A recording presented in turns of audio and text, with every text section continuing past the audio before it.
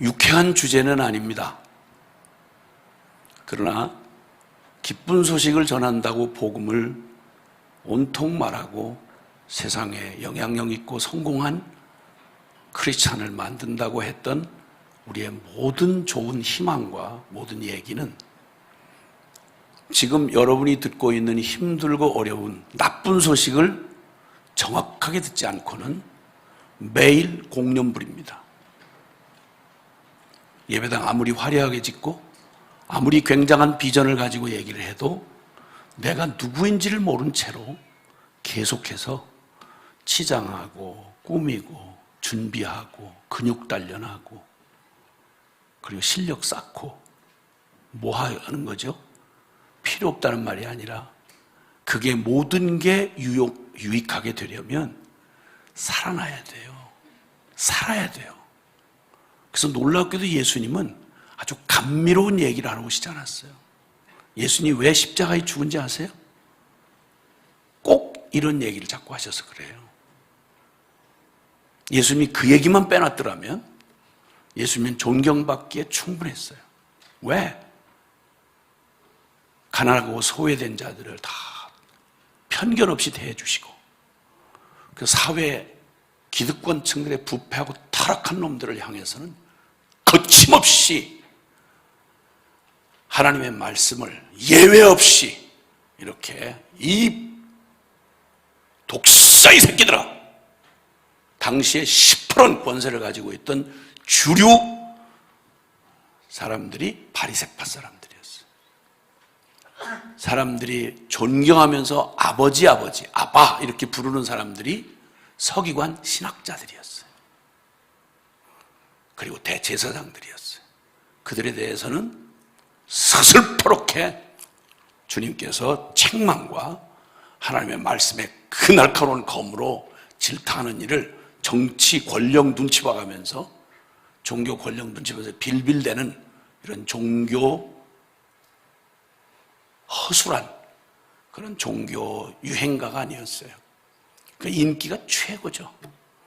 기적으로 안진뱅이를 일으키시고 소경의 눈을 뜨게 하고 그리고 그 벳세다의 빈들에 남자만 5,000명 되는 굶주리고 가련한 백성들에게 소년 도시락을 가지고 매직 마술 부리는 그런 분이 아니라 종교 사기꾼이 아니라 그분은 진짜 하늘의 권능으로 5,000명이 넘는 사람을, 남자만 5,000명이 넘는 사람을 다 배불리 먹고도 12광주리가 남도록 기적을 공개적으로 베푸시는 말 그대로 이스라엘 역사 이래로 이만한 선지자, 이만한 종교 지도자 본 적이 없었어요. 충격이었어요.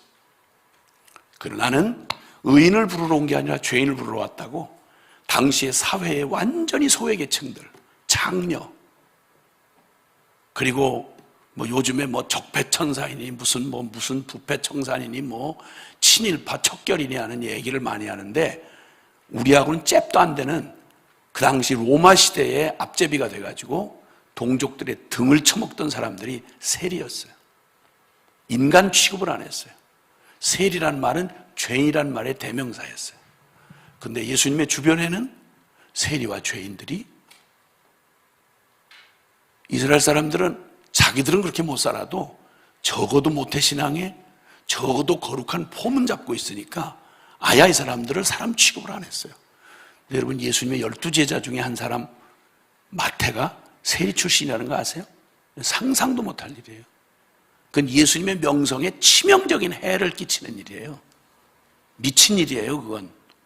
그런데 예수님의 12제자 중에 세리 출신 마태가 예수님의 제자가 돼서 중심 인물이 돼서 따라다닌 걸 보고 사람들은 충격이었어요. 세리나 창녀나 소외된 소수자들을 또 거기에 절대 다수의 그러한 사람들은 예수님 존경 안 할 도리가 없었어요. 최고의 선생님이었어요. 최고의 휴머니스트였어요. 거기다 그 말씀은 아이들이 그렇게 지독하게 조용하기 어려운 애들이 그냥 하루 엔쟁일 주님이 그 길고 긴 강화를 하실 때 아이들이 와서 조용했다는 말은, 제가 어린이 사역을 해본 사람이거든요. 아이들은 천하 없는 유명인 대통령 와도 단 2, 3분도 못 견뎌요. 자기들 말에 이해가 안 되고 뭐 좀 무슨 말이야 싶으면 싫어, 나 갈래. 아니야, 나 갈래. 보내줘. 천하 없는 뭐 유명 개그맨, 뭐 스타, 뭐 대통령, 별 사람이 와도 애들은 절대 휘어잡을 수가 없어요. 근데 예수님이 전하시는 말씀의 현장에서는 어른들에게 하는 말인데 아이들이 이해 안 되면 가만히 못 있거든요. 그 깊고 심오한 진리를 아주 단순, 명확하게, 제가 하는 말이 아니라 성경에 기록이 되어 있어요. 그때도 지식이 뭐 굉장한 사람들 많았거든요. 밥 먹고 그것만 하니까. 서기관, 바리새인들, 장로들, 대제사장들. 성경에는 뭐라고 말했냐면 예수님의 가르치심은 서기관과 바리새인과 같지 아니하고 권세 있는 자와 같음이로라. 그러니까 악소리를 못하는 거예요. 핵심을 팍 찌르니까 악소리를 못하는 거예요. 화려한 수사법을 사용하지 않고 비유를 하나 딱 하시면 그 비유가 듣는 사람들을 막 악소리 못하게 그냥 꼼짝 못하게 만드시는 거예요. 영으로 듣는 말씀은 나이하고 상관없어요. 존재로 듣는 말씀은 경험하고 상관없어요. 무슨 얘기를 하는지의 핵심을 정확하게 알아들은 거예요. 이게 왜 핵심일까요? 기독교의 핵심이 뭘까요? 왜 기독교는 그 어마어마한 게 많은데 왜 하필 심볼을 십자가로 했을까요? 여러분, 이 십자가로 하면 장사하는 입장에서는 완전히 장사 말아먹는 일이에요.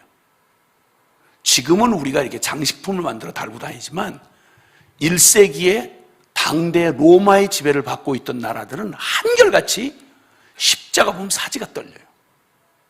구역질이 나고요. 악몽 트라우마에 시달려요. 이렇게 잔인한 사형틀이에요. 가장 치욕스럽고 가장 인간성을 짓밟아 뭉개뜨리는 게 바로 십자가예요. 왜 십자가, 이 잔인한 가장 악한 죄수들만 죽이는 십자가가, 이 사형틀이 우리에게는 자랑이 되고 우리에게는 기독교의 핵심이 되고 심볼이 되고, 어떻게 그게 우리에게 기쁜 소식이 될까요? 잔인한 십자가가 어떻게 기쁜 소식이 될까요? 여러분에게는 언제 이 십자가가 십자가,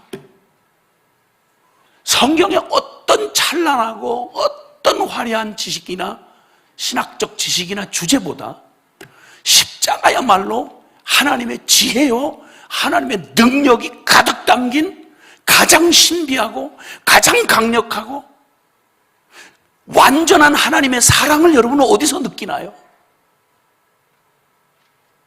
기독교 진리 가운데 뭐가 그렇게 마음에 와닿던가요? 십자가는 여러분의 삶에 무슨 의미로 다가본 적이 있나요? 또 십자가요. 진짜 미치겠네.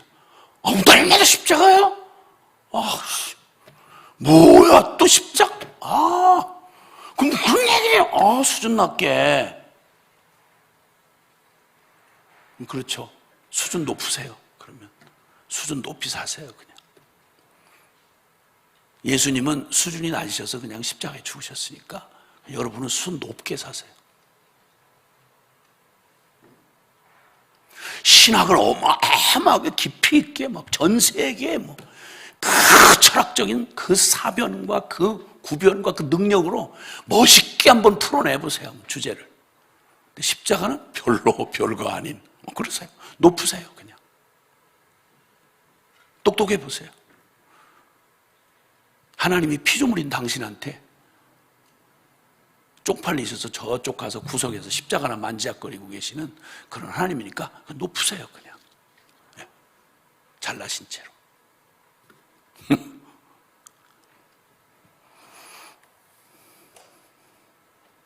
온 천하를 여러분이 다 알고 다 연구하고 막 저 우주의 비밀을 파헤치고 생 난리를 치고 그래요. 온천을 다 얻고 여러분 목숨 잃으면 무슨 유익이 있죠? 그래요. 전 세계에서 가장 유명인 되고 그리고 가장 깊이 있고 굉장한 실력가로 인정받았다 칩시다. 그런 삶에, 여러분 삶에 하나님이 여러분 삶에 전혀 개입할 수가 없는, 하나님하고는 전혀 함께할 수 없는 죄인이라면 여러분의 삶의 의미는 뭐죠? 오케이. 그래서 저는 아마 여기 의사가 와서 세미나를 하면, 건강 세미나를 하면 여러분 건강 돌보지 않은 건 인간도 아니라는 생각이 들 정도로 강조할 거예요. 자연 방제에 대해서 화재 주의하라고 오는 어떤 분이 얘기를 하면 얼마나 이 불관리가, 불조심이 중요한지를 아마 그냥 서슬프게 얘기할 거예요. 근데 저는 다른 얘기를 할 수가 없어요. 모르면 몰라도 아는 한 내 인생에 만난 하나님과 제가 만난 수많은 영혼들, 그 영혼들의 결국을 아는 제가, 더군다나 그 무엇보다도 성경의 결론을 내가 아는 내가 딴 얘기를 못하겠어요. 그래서 집중적으로 얘기를 해야 되는데 그냥 대강 하고 그 다음 얘기를 좀 했으면 좋으련만 누가 이런 얘기를 이렇게 저한테도 잘 들려주질 않았고요. 이렇게 중요한 얘기를, 다른 건 그렇게 또 섬세하게 잘 알고 컴퓨터 프로그램은 그렇게 잘 알고 게임은 그렇게 잘하는데 여러분의 삶에 가장 가까운, 그러면서 여러분의 삶의 모든 걸 다 그냥 완전히 제로로 바꿔버리는 무섭고 강화할 만한 이런 질문에 집중하라고 그랬죠?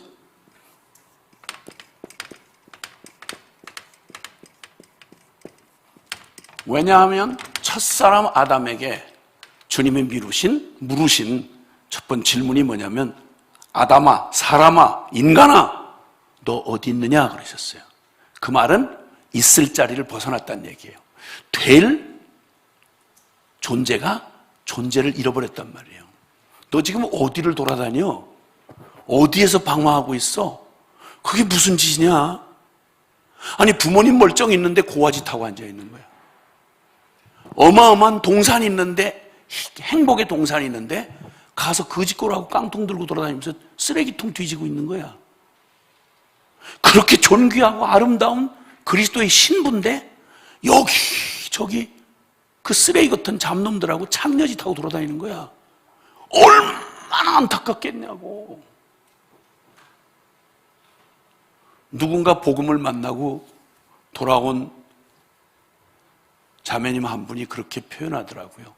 저는 예수님을 만나고 십자가를 만나고 나니까 저는 한 번도 싹을 틔워보지 못한 씨앗이고 한 번도 깨어나 보지 못한 알이었다는 것을 알게 되었습니다.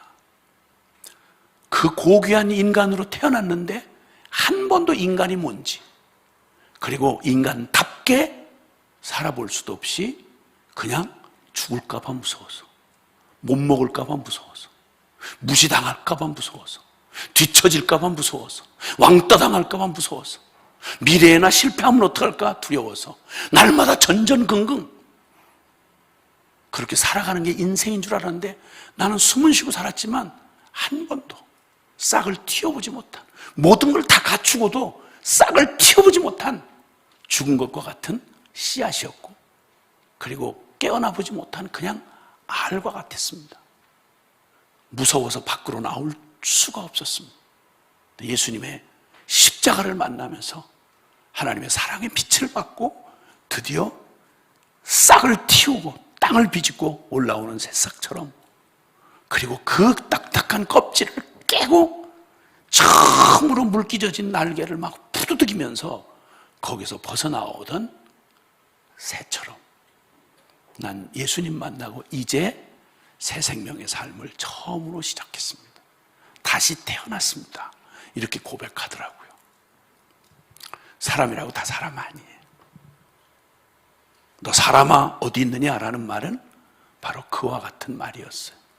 그 말의 의미가 뭐냐면 원래 행복하게 하나님의 가장 사랑받는 존귀한 형상으로 지음을 받아서 인간의 말로 표현할 수가 없는 유일하게 사랑하는 신부처럼, 가장 사랑하는 아들, 딸처럼 우리를 하나님의 그런 존재로 지어놓으시고, 성경에 있는 의미를 다하면 사람의 제일 되는 목적, 무슨 목적으로 창조하셨느냐? 성경적인 대답이 뭔지 아세요? 그 웨스터민스터 소요리 문답 제1 첫 번째 문답은 주제가 이거예요. 신앙 고백의 신앙 고백의 첫 번째 교리적인 성경의 교리를 잘 정리해 놓은 웨스터민스터 소요리 문답이 있어요.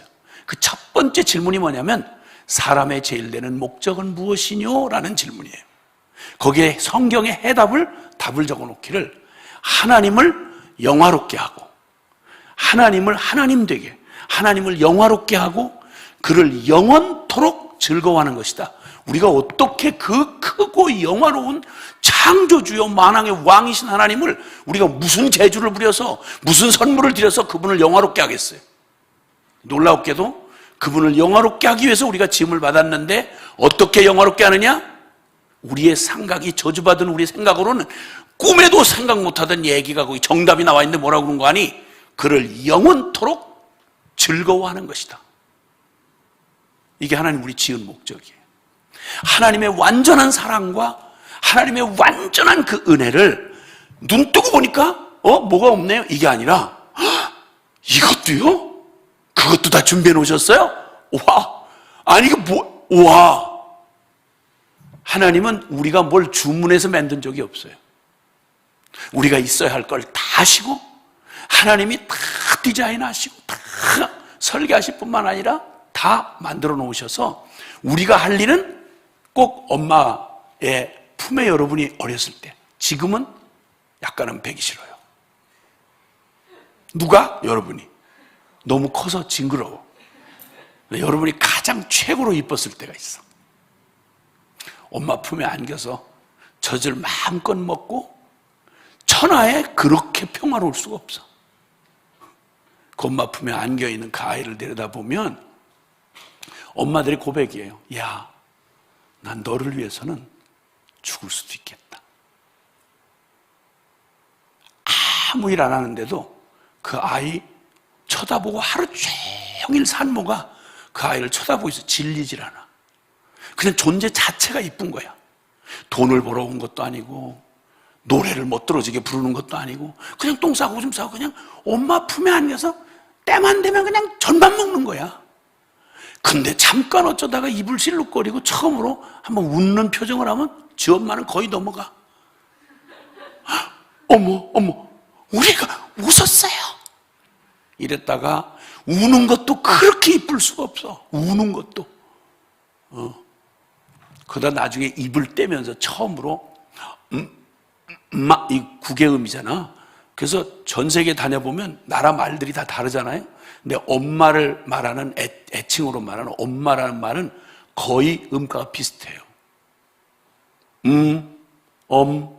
마마, 맘, 엄마 거의 비슷해요. 왜냐하면 처음으로 입을 떼면 소리를 내면서 자기 눈에 가장 익숙한 그 대상에게 표현해보는 말이 엄마인데 엄마라는 말을 알아서 부른 게 아니고 그냥 하루 종일 둘이서 엄마는 애만 쳐다보고 애는 엄마만 쳐다보고 그러고 있다가 엄마가 뭐 그냥 뭐라도 트집 잡으려고 기다리고 있다가 애가 갑자기 입으로 오물오물다 이랬더니 엄마야 내가 엄마. 애가 으앙 놀래가지고 엄마를 부른 게 아니고 그냥 해봤는데 그 엄마가 난리도 아닌 거야. 엄마라고 했다는 거야. 이래가지고 나중에 애가 시달라 에이씨 엄마 이렇게 해가지고 엄마라는 말이 정해지는 거예요 원래. 응? 여러분 말을 그렇게 배웠어. 그때는 아무것도 안 해도 돼. 존재 자체가 엄마의 기쁨이에요. 하나님이 하신 말이 그 말이에요. 하나님 어떻게 영어롭게 하냐고? 하나님이 여러분을 무슨 목적으로 지으셨냐고? 원숭이보다 조금 지능이 나아서 부려먹기 좋은 종으로? 노. 하나님이 능력이 모자라서 여러분 앵벌이 시켜가지고 하나님 노릇하시려고 돈 벌어와라, 헌금해라, 그렇게 하려고 여러분을 지으셨다고? 뭔 아이디어가 그거밖에 안 돼. 하나님은 저와 여러분의 도움을 요만큼도 받지 않으셔도 하나님이에요. 오직 창조하신 목적이 성경 모든 곳에 선언하고 있는 게 그거예요. 하나님을 엔조이하는 거예요. 하나님 너무 좋은 거예요. 하나님의 사랑이 너무 좋고, 하나님의 존귀하심이 너무 좋고, 하나님의 의로우심이 너무 만족하고, 그 정의로우심이 너무 만족하고, 그 완벽하심에 감탄을 하고, 천하의 모든 게 다 하나님 선한 게 모두 아버지 안에 다 있어. 그 하나님을 기뻐하고 행복해하는 거, 이게 바로 하나님을 영화롭게 하는 거래. 이게 원래 우리가 지음받은 목적이에요. 그래서 구원의 최종적인 목적도 뭔지 아세요? 바로 이 원형을 되찾는 거예요. 그래서 율법을 꽉 짜면, 성경에 있는 모든 율법을 꽉 짜면 마음과 뜻과 정성과 목숨을 다해서 주 너의 하나님을 사랑하고, 그와 같이 하나님이 그토록 사랑했던 이웃, 하나님의 그 사랑을 받고 나면 모든 게 하나님의 시각으로 보이는 거야. 전에는 내가 하나님 노릇할 때는 다 경쟁 대상이야. 전부 적이고, 전부 다 이용 대상이고, 내 탐욕에 미쳐 있을 때는. 근데 하나님의 사랑으로 만족하면 누구한테 더 받고 의지하고 기댈 이유가 없어요. 누가 나를 인정해주고 뭐 무시하고 이런 거 아무런 상관없어요. 왜냐하면 주님 앞에 너무 완벽한 사랑을 받고 더 궁금하고 바랄 게 없어요. 주면 주어도. 이런 존재로 우리를 구원해서 회복시키시는 게, 그 잃어버린 원형을 되찾게 하시는 게 우리에게 진짜 행복을 주시기 원하는 하나님의 창조의 목적이고 구원의 목적이에요. 근데 이 모든 하나님의 완전한 사랑과 그 뜻에도 불구하고 우리는 정반대의 존재가 지금 되어 있는 거예요. 아래서 깨나지 못한 것처럼, 싹을 틔우지 못한 씨앗처럼, 날마다 뭘 먹을까, 뭘 마실까, 어떻게 사람들의 인정받나, 어디 가면 만족이 있을까.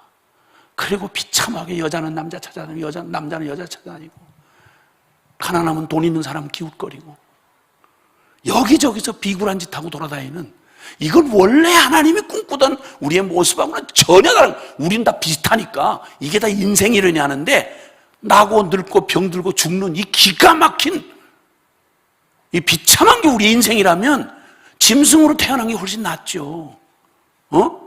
영혼을 살지도 못하는 게 영혼을 고민하고, 정의롭게 살 능력도 없는 게 정의를 가지고 고민하고, 양심의 가책을 받고, 능력은 없는 게 무슨 비참한 짓이야 이게.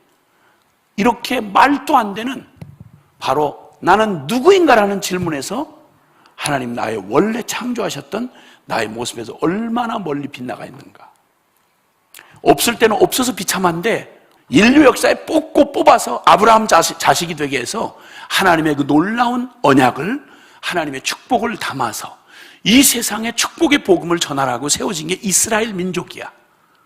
그래서 그걸 생생하게 경험하게 하시려고 400년 애굽에서 노예 생활을 하다가 그 하나님의 기적으로 구원을 해주셔서, 그 엄청난 하나님의 그냥 발을 동동 구르고 매일 얻어먹는 고아처럼 매일 초조하게 뭘 먹을까 뭘 마실까 이 비참한 짓 하고 살던 그들에게 인류 역사에 상상도 못할 하나님의 기적으로 출애굽에 구원을 해주시고, 광야 40년의 그 풍성한 기적에 파묻혀 죽을 만큼 그렇게 풍성하게 하나님이 부족함이 없도록 채워주시는데도, 애굽의 바로 왕에 보다 더 무서운 놈이 다른 놈이 아니라 내 안에 있는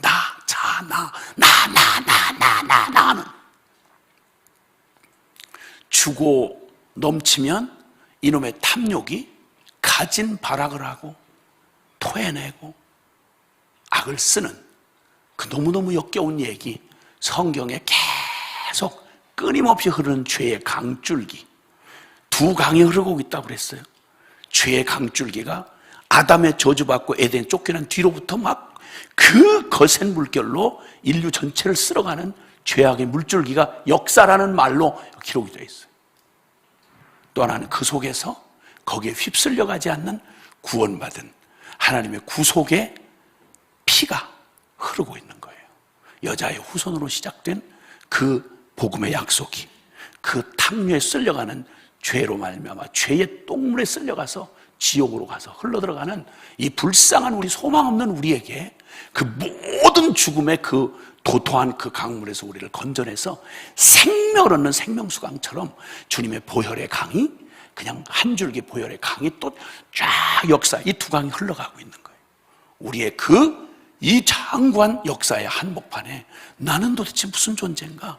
나는 지금 어느쯤 와 있나? 라고 하는 걸 돌아볼 수 있도록 하나님이 특별히 허락하신 기간, 지금 이 시간, 이 주제를 듣고 있는 거예요. 그래서 이제 우리는 내가 결국 내 탓이구나. 그리고 피할 수 없이 죄로 말미암아 완전히 망가진 죄인이 된 바로 내 탓이구나.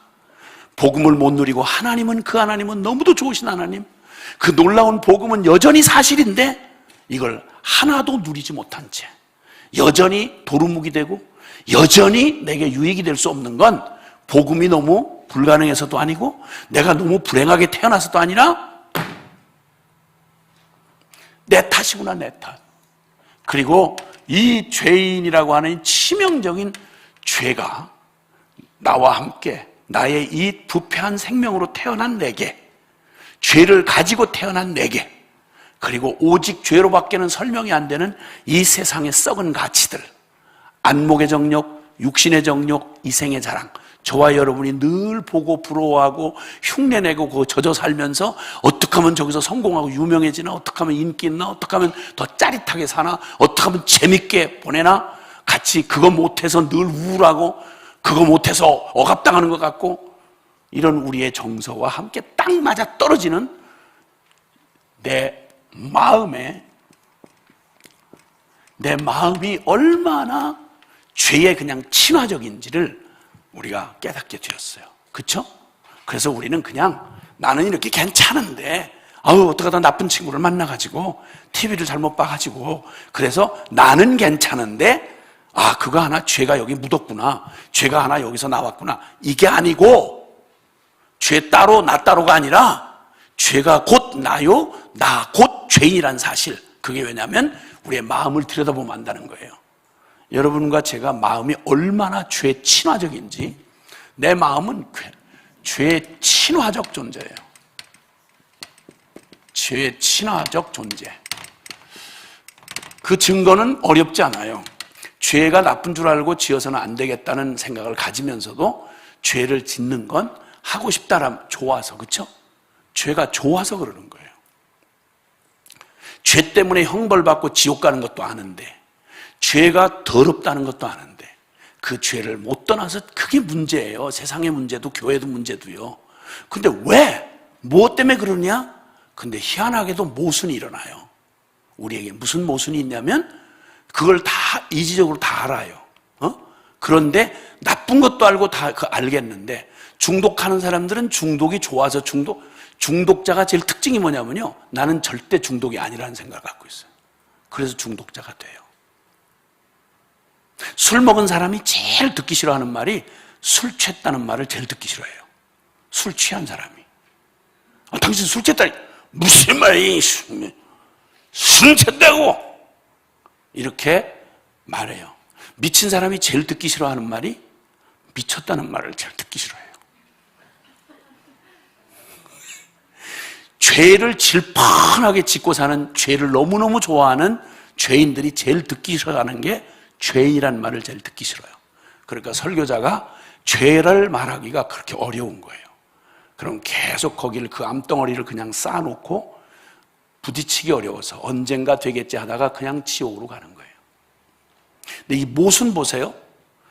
죄를 버리지 못하는 가장 제일 현실적인 강력한 이유가 죄가 너무 좋아서 그러는 거예요. 좋아서. 이거 모순 아니에요? 죄가 싫어져야 되죠. 이게 얼마나 여러분 본성하고 다르게 반응하는지, 죄에 대해서만 이래요. 죄가 더 징그러워요? 뱀이 더 징그러워요? 바퀴벌레가 더 싫어해야 돼요? 죄를 더 싫어해야 돼요? 죄를. 그렇죠? 근데 왜 아무런 관계도 없고 큰 해를 입히지 않는 뱀이나 바퀴벌레 쥐는 평생에 가까이 할 이유도 없고 누가 그렇게 가까이 하게 해주려고 애를 써도 그냥 펄펄 뛰고 존재적으로 싫어서 가까이 할 이유가 확률이 0.01%도 없어.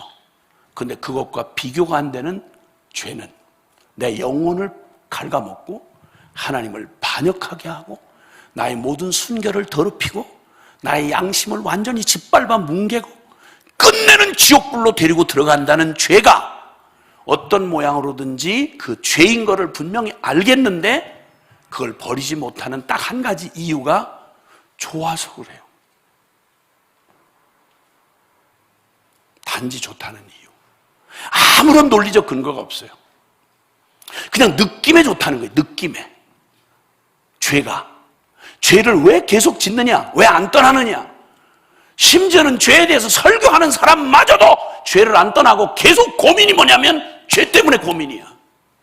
신학자도 마찬가지고 장로, 집사, 권사도 마찬가지고. 이게 무슨 모순이야? 이거 모순이라고 생각 안 돼요? 듣고 보니까 모순이죠. 이 끔찍한 죄를 다른 일에는 그렇게도 싫으면 뱀, 바퀴벌레, 쥐 무슨 짓을 해서라도 그건 막아요. 집을 이사를 가기라도 해서. 근데 어떻게 그와는 비교가 안 되는 내 영혼을 파멸로 끌고 가고 하나님과 원수가 되게 하고 끝내는 지옥으로 가게 하는 죄를 딱 한 가지 이유, 느낌이 좋다는 이유 하나. 죄가 좋아서 져요라는 말이 이렇게 말도 안 되는 어처구니 없는 일인데 그게 바로 이 어처구니 없는 일을 듣고 얘기를 이해하면서도 여러분은 당장 내일부터 죄에서 떠나기가 거의 불가능한 존재적 죄이다 이 말이에요. 죄 친화적 존재라는 거예요. 이게 어디에 붙어 있어서 그러냐? 마음에 붙어 있어 그래요. 마음에. 그러니까 저와 여러분의 마음이 죄이란 말은 감상적인 말이 아니라 이렇게 치명적이고 이렇게 끔찍한 얘기라는 사실을 그냥 임상적으로 지금 실험해 봤잖아요. 얼마나 모순인가. 잘 생각하세요. 똥 싼 실크 보재기.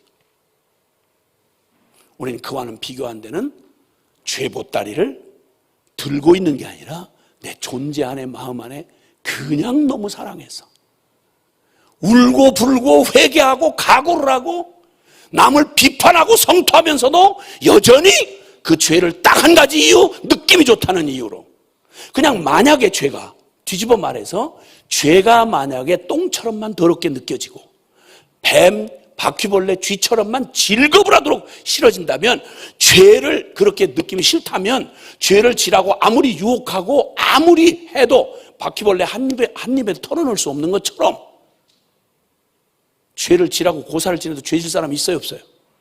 없어요. 없어요. 근데 느낌 하나 때문에 이 파멸로 가는 그 일을 여러분 모든 중독으로 파멸로 가는 사람 성중독, 마약 중독, 담배 중독, 술 중독 이거 결과 다 알아요. 단지 자극이에요. 자극. 맛의 기준이 없어요. 담배가 무슨 맛이에요 여러분? 미친 소리지. 무슨 맛이에요? 담배 한 모금 빨아보면 무슨 맛이에요 그게? 그냥 습관이 자극. 언제든지 쾌락은 다른 거 없어요. 그냥 자극이에요. 성도 마찬가지예요. 결국 그걸로 막 미친 듯이 몰아가서 미화시켜서 거기에 빠져들기 시작하면 느낌 때문에 못 벗어나요. 느낌 때문에. 죄인이란 말을 얼마나 감상적으로 우리가 생각하고 있는지 아세요? 저와 여러분이 죄 친화적인 존재적 죄인이에요. 존재적 죄인. 그냥 존재적 죄인이에요. 자, 그러면 이 죄라고 하는 얘기가 이렇게 감상적이고 느낌 좋아서 싫게 느껴지질 않아. 그래서 벗어나질 못해. 왜냐하면 죄가 곧 나고 죄인이니까. 그런데도 죄인이란 말을 이렇게 심각하게 생각을 안 해요. 죄인이란 말을 심각하게 생각을 안 해. 그러니까 설교를 하면서도 죄 얘기 1년 내내 가도록 죄란 얘기 한마디도 거의 안 하고. 왜냐하면 죄인들이 듣기 싫어하니까. 그리고 떠나지도 않을 거니까, 변화받지도 않을 거니까 그냥 우리는 어쩔 수 없습니다. 그냥 뭐 이렇게 살면서 그냥 우리 믿읍시다. 우리는 어쩔 수 없어요. 죄를 이렇게 지면서 조금 줄여가면서 좀 형편 봐가면서 서로 해가 되지 않을 해가 안 돼요? 아니, 죄를 짓는데 해가 안 돼? 죄를 무엇으로 생각하기에 해가 안 된다고 그래? 나 혼자 그냥 죄를 짓는 건, 나 혼자? 네가 혼자야? 여러분 하나 파괴되면 여러분을 둘러싸고 있는 모든 관계, 비참하게 피눈물, 죽이는 것보다 더 잔인한 거예요. 아시겠어요? 여러분 한 사람이 망가지면 여러분 혼자가 아니잖아요. 여러분과 관계를 맺은 혈연, 여러분 주변에 영향력을 끼치는 모든 사람들, 한 사람 내가 실족을 하면 나 하나 실족하는 걸로 안 끝나요. 왜냐하면 우리는 관계적 존재이기 때문에. 뭐 어때요? 나 하나 죽어버리면 되는데. 여러분 남겨진 사람 생각해 보세요. 죽이는 것보다 더 잔인한 짓을 하는 거예요. 그 말이 돼요, 그거? 근데 이렇게 감상적으로 생각하는 죄, 교회에서조차 죄라는 말을 뭐 어쩔 수 없이 부스러기 하나 부스럼 난 것처럼, 어쩔 수 없는 문화처럼, 이거 완벽하게 귀신 장난이에요. 아니면 아예 딴 주제를 가지고 계속 삶의 질이 어떻고 뭐 우리는 뭐 그 웰빙을 어떻고, 다 좋은 얘기인데요, 다 필요한 얘기예요. 그 얘기가 그렇게 중요하면 이 얘기야말로 모든 좋은 걸 다 사로잡아 먹어버리는 이 죄의 주제야말로 무슨 주제보다 먼저 다루고 무슨 주제보다 이거 해결하도록 해줘야 될 거 아니야. 그렇죠? 느낌에 속지 말라고.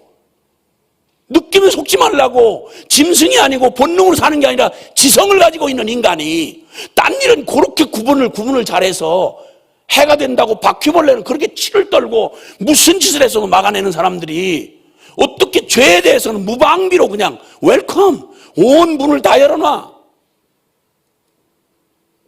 이게 어떻게 정상이냐고. 우리 모두가 다 그렇게 가니까 정상이야? 다? 그래서 주님이 넓은 길로 가지 말라고 그러는 거예요. 그래서 떼져가는데 유행 따라 물결 따라 그냥 떠밀려 가면서 그냥 이렇게 가서 이러지 말아라. 같이 멸망으로 가는 길이다. 그게 좁은 길로 가라.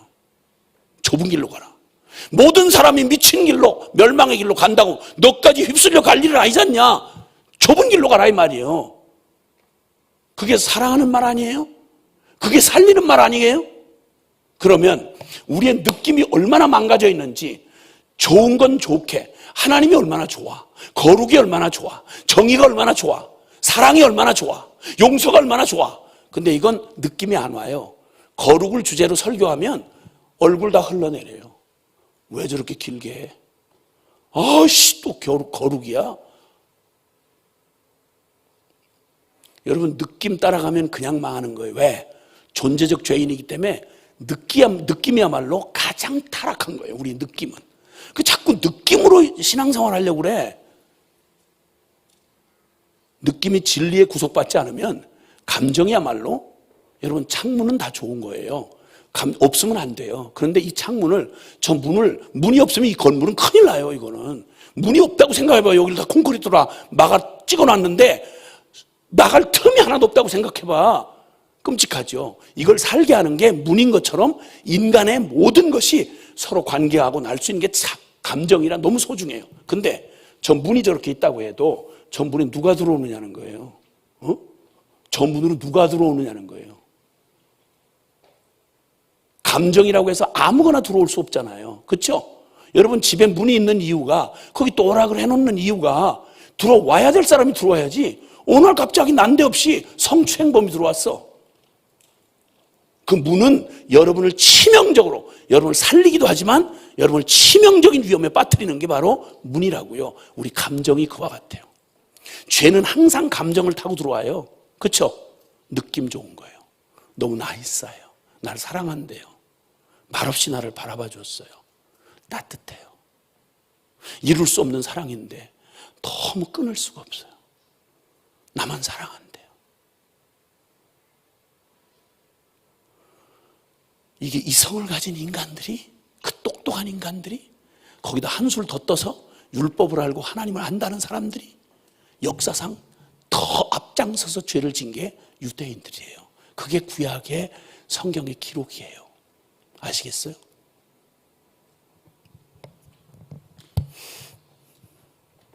그러면 이 죄를 우리의 느낌에 의지하지 말아야 되겠다 하는 결심은 분명히 섰다면, 느낌보다 그럼 청산 가리는 색깔 보고 감동이 돼가지고 마시면 곧바로 그냥 확 눈이 뒤집어지고 죽어요. 독극물은요 긴 말 할 것도 없어요. 요즘엔 뭐 인권 타령을 하도 하는 바람에 뭐 별 웃기지도 않는 짓들을 많이 하는데, 옛날에는 독극물 운반하는 독극물 창고나 아니면 어디 위험물 창고 같은 데는요 긴 말 하지 않았어요. 형광색으로 해골, 누구 해골인지 모르겠는데 해골 하나 그려놓고 뼈대기, 어디 뼈인지 모르겠어. 그 뼈를 이렇게 X자를 해골에다가 X자 이렇게. 긴 얘기할 거 없어요. 느낌 얘기할 것도 없고, 너 이거 손대면 그냥 이렇게 돼, 이 말이에요. 그 말이라고. 뭐가 사랑하는 거야? 여기는 다시 한번 생각하시길 바랍니다. 너무 가까이 하면 위험할 수 있사오니 고객님께서 가급적 가까이 하지 않기를 바랍니다. 이렇게 하는 게 사랑이야? 아니면 뼈대기 하나 갖다 이렇게 받쳐놓고 결론 딱 찍어주는 게 사랑이야? 대답하지 마세요. 그럼 하나님이 죄에 대해서 하나님이 어떻게 대응하시는지를 한번 보면, 이 죄가 우리의 느낌하고 상관없이 얼마나 끔찍하고 가공할 만한 것인지를 우리가 알게 되는 거예요. 여러분, 죄에 대한 하나님의 대응은 심판이에요. 심판. 예외 없이 완벽하게 심판하세요. 히브리서 9장 27절에는 사람이 한번 죽는 거는 하나님이 정한 법이요 그 후에는 심판이 있다. 이 말은 무슨 말이냐면, 세상의 어떤 것도요, 두려움도 죽음은 끝이 나요. 근데 심판은 놀랍게도 죽음 넘어서 끝까지 여러분을 추적하는 거예요. 그러니까 자살로는 해결이 안 되는 거예요. 문제 해결하고 해결 안 되고 답답하면 자살을 하거든요. 근데 자살하면 사람의 눈에서는 사라져요. 근데 하나님은 영원하신 하나님이거든요. 그럼 문제는 더 심각해져요. 그 어떤 사람들이 그래요. 여러분 부모님 계층에서 흔히 이런 말씀들 하실 거예요. 난 무덤까지 가져가기로 했어. 너무 끔찍하고 너무 참 저거 한 일은 다 감추겠다. 살아있는 동안 나 죽기 전에는 이 얘기 누구도 모르게 할 거야. 무덤까지 가져갈 거야. 무덤까지 가져가면 큰일 나요. 무덤 전에 해결이 되고 회개해야지, 무덤으로 넘어가면 그때는 심판이 기다리고 있는 거예요. 가장 두려운 건 죽음이 아니에요. 죽음 너머의 심판이에요. 죽기 전까지는 회개할 기회가 남아있어요. 근데 죽고 나면 회개가 전혀 기회가 없는 심판만 기다리는 거예요. 반드시 찾아내 심판한다는 거예요. 이 얘기는 강조할 게 더 없을 만큼 그렇게 끔찍해요. 자, 계시록 20장 12절부터 15절 말씀인데, 계시록 20장 12절부터 15절에 보면, 또 내가 보니 죽은 자들이 큰 자나 작은 자나 그 보좌 앞에 서 있는데 책들이 펴 있고 또 다른 책이 펴졌으니 곧 생명책이라. 죽은 자들이 자기 행위를 따라 책들에 기록된 대로 심판을 받으니 바다가 그 가운데서 죽은 자들을 내주고 또 사망과 음부도 그 가운데서 죽은 자들을 내주매 각 사람이 자기의 행위대로 심판을 받고 사망과 음부도 불못에 던져지니 이것은 둘째 사망 곧 불못이라. 누구든지 생명책에 기록되지 못한 자는 불못에 던져지리라. 지옥을 사랑의 하나님이 어떻게 만들었겠냐. 사랑이신데 뭐 이런 얘기하는 세계의 유명한 목사님들이 있어요. 그냥 두세요. 그냥 두세요. 그냥 두세요. 사랑 타령하다가 이런 소리 하는, 하나님보다 지가 더 자비로워서 어떻게 하나님이 지옥을 만들었겠냐. 아니요. 여러분, 진짜 사랑이면 선이라는 말은 악을 미워할 때 선이 가능한 거예요. 그렇죠? 선도 좋아하고 악도 좋아해. 그래서 연쇄 살인범도 좋아하고. 괜찮다. 네가 그렇게 살인하고 싶어서 그러는 걸 어떻게 막겠니? 그럼 인간이란 데 똑같아. 연쇄 살인범을 뭐 어떻게 우리가 차별할 수 있겠어? 인권 있는데? 그럼 용서해 줘야지 뭐. 성추행 연쇄 살인범을 거기에 살인당한 사람이, 연쇄적으로 죽은 사람이 7명 어린아이들인데, 그걸 인권을 생각해서 뭐 그래서 한 2년 살고 뻔뻔스럽게 나왔어요. 사랑의 하나님이니까 뭐 사랑이시죠? 그 당한 게 여러분의 동생이라면. 그런 하나님 사랑이라고 노래하시겠어요?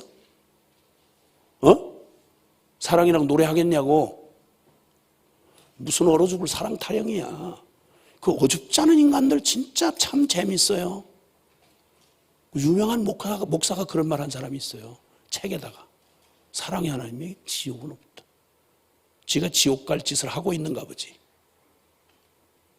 누가 뭐라고 하든 떠들든 상관없이 성경은 정확히 말해요.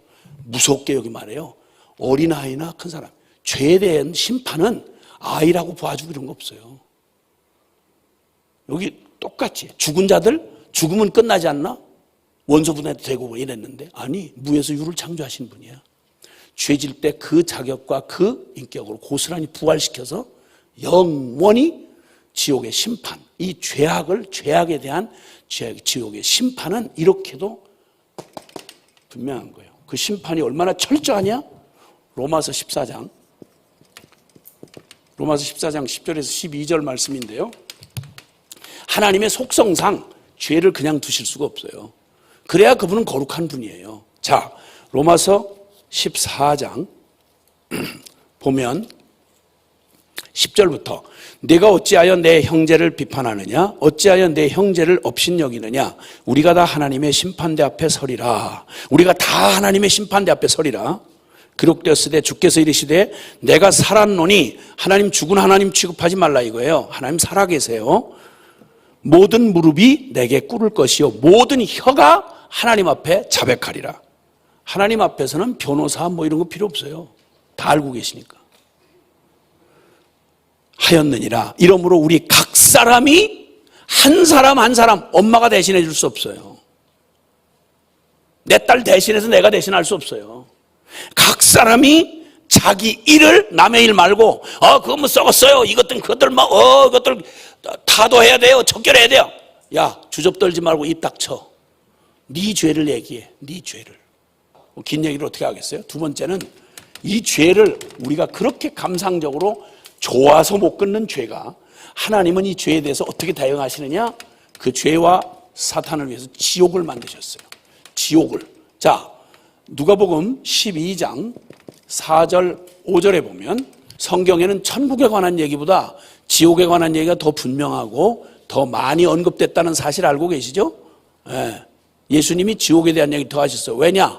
천국은 다 모르고 가도 천국인데 지옥은 만에 하나라도 나 몰라서 왔는데 이렇게 하면 큰일 나요. 그러니까 지옥에 대해서 사랑하는 한 지옥을 경고하지 않을 수가 없어요. 지옥 얘기 들어보신 적이 많이 있으세요? 4절 5절 예수님이 직접 하신 말씀이에요. 시작. 내가 내 친구 너희에게 말하노니 몸을 죽이고 그 후에는 능히 더 못하는 자들을 두려워하지 말라. 마땅히 두려워할 자를 내가 너희에게 보이리니 곧 죽인 후에 또한 지옥에 던져넣는 권세 있는 그를 두려워하라. 내가 참으로 너희에게 이르노니 그를 두려워하라. 진짜 두려워할 건 막 잔인한 살인범 얘기 듣고 하면 너무 무섭잖아요. 근데 사람이 할 수 있는 건 몸밖에는 못 죽여요. 그러나 그가 그렇게 두렵다면 그것도 두렵죠. 근데 그가 그렇게 두렵다면 몸을 죽인 후에 그 영혼을 영원히 지옥에 멸하실 수 있는 하나님을 당연히 두려워해야 되지 않겠느냐 이 말이에요.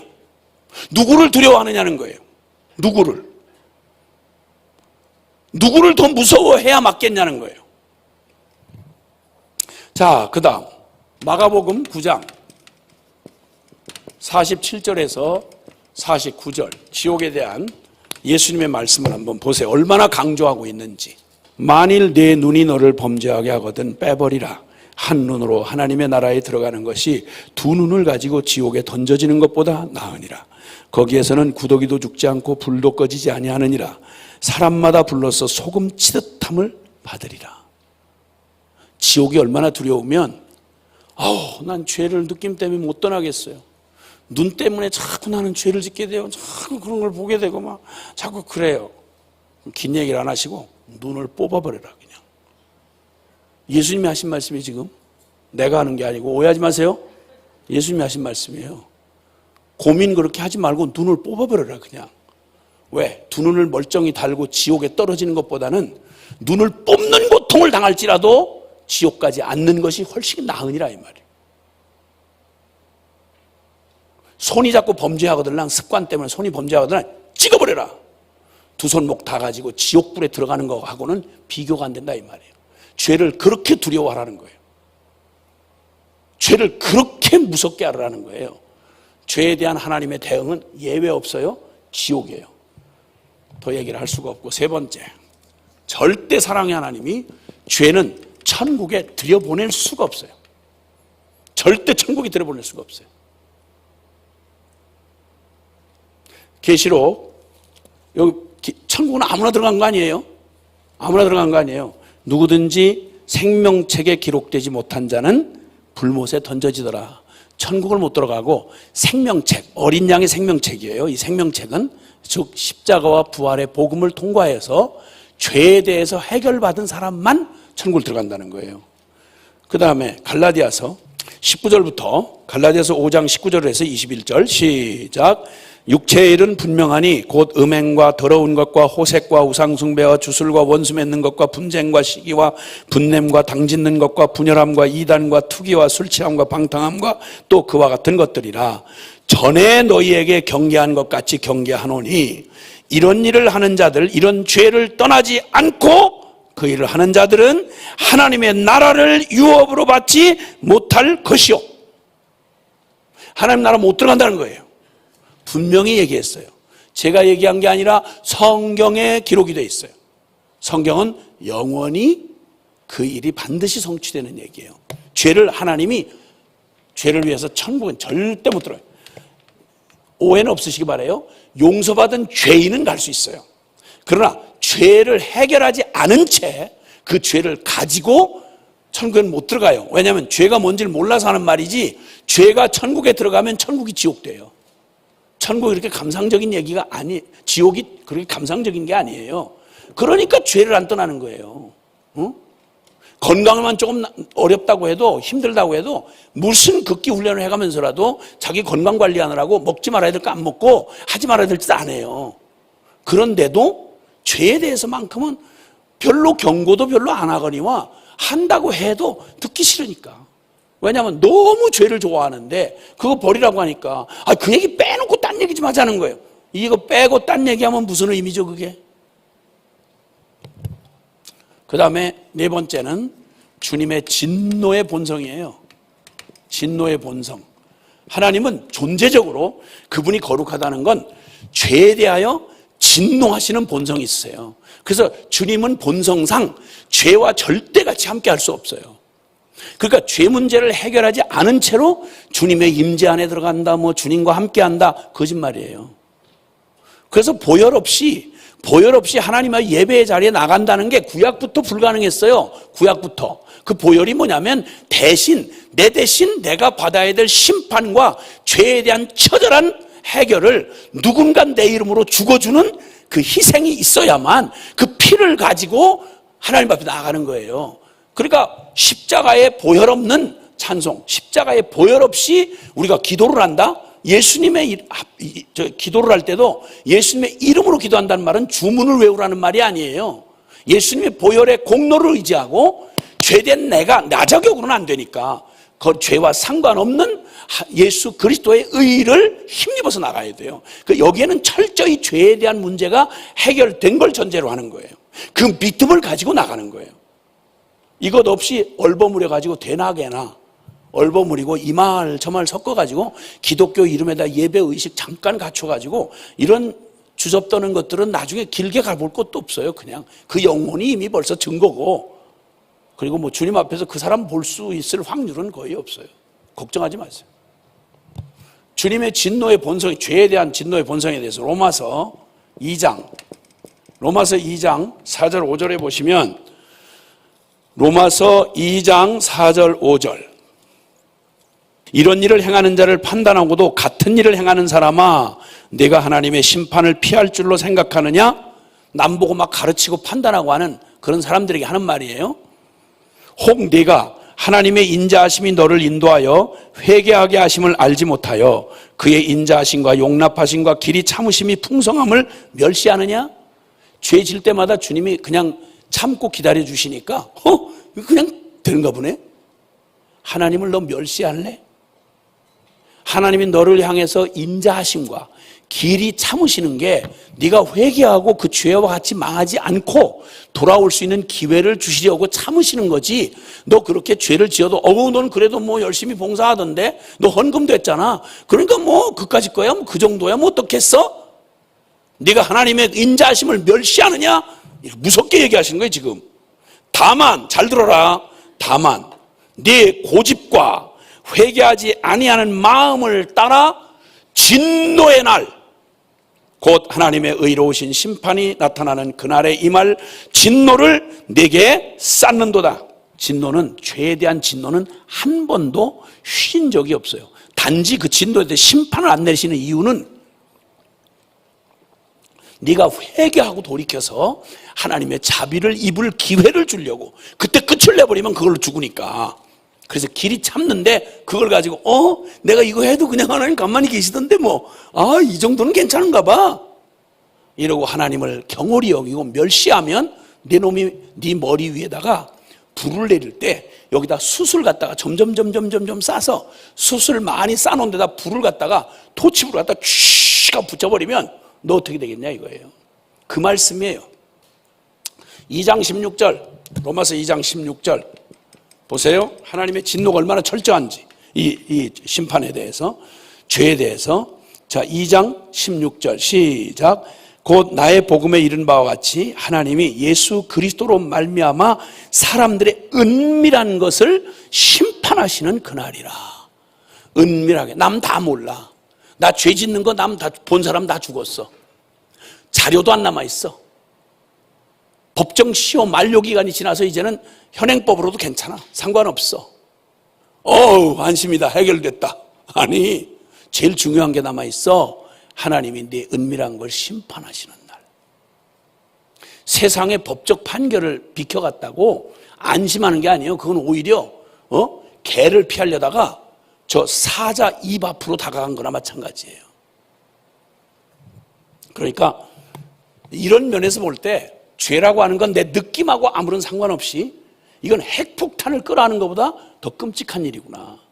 이 죄를 끌어안고 느낌 좋고 버리지 않는다는 이 이유가 자폭 정도가 아니라 이건 완전히 지옥불로 뛰어드는 짓이라는 얘기예요. 그러니까 죄를 내가 그렇게 내 존재적으로 내가 존재적 죄인이고 나한테는 죄가 너무 체질에 맞고 어울리는 게 죄에 너무 어울리고 그대로 이런 나를 이 병든 옛 자아를 가지고 계속 갈고 닦고 준비하고 이렇게 살아가는 노력을 한다고 하면 하나님이 그러니까 복음의 결론은 행위로는 안 된다는 거예요. 너는 아무리 갈고 닦고 노력하고 별짓 다 해도 존재가 이런 네가 사람 보기에 조금 깨끗해 보이고 괜찮아 보인다 이것하고 하나님 앞에서 보는 이거하고는 그래서 모든 사람이 죄를 범하였음에 하나님의 영광에 이를 수가 없다.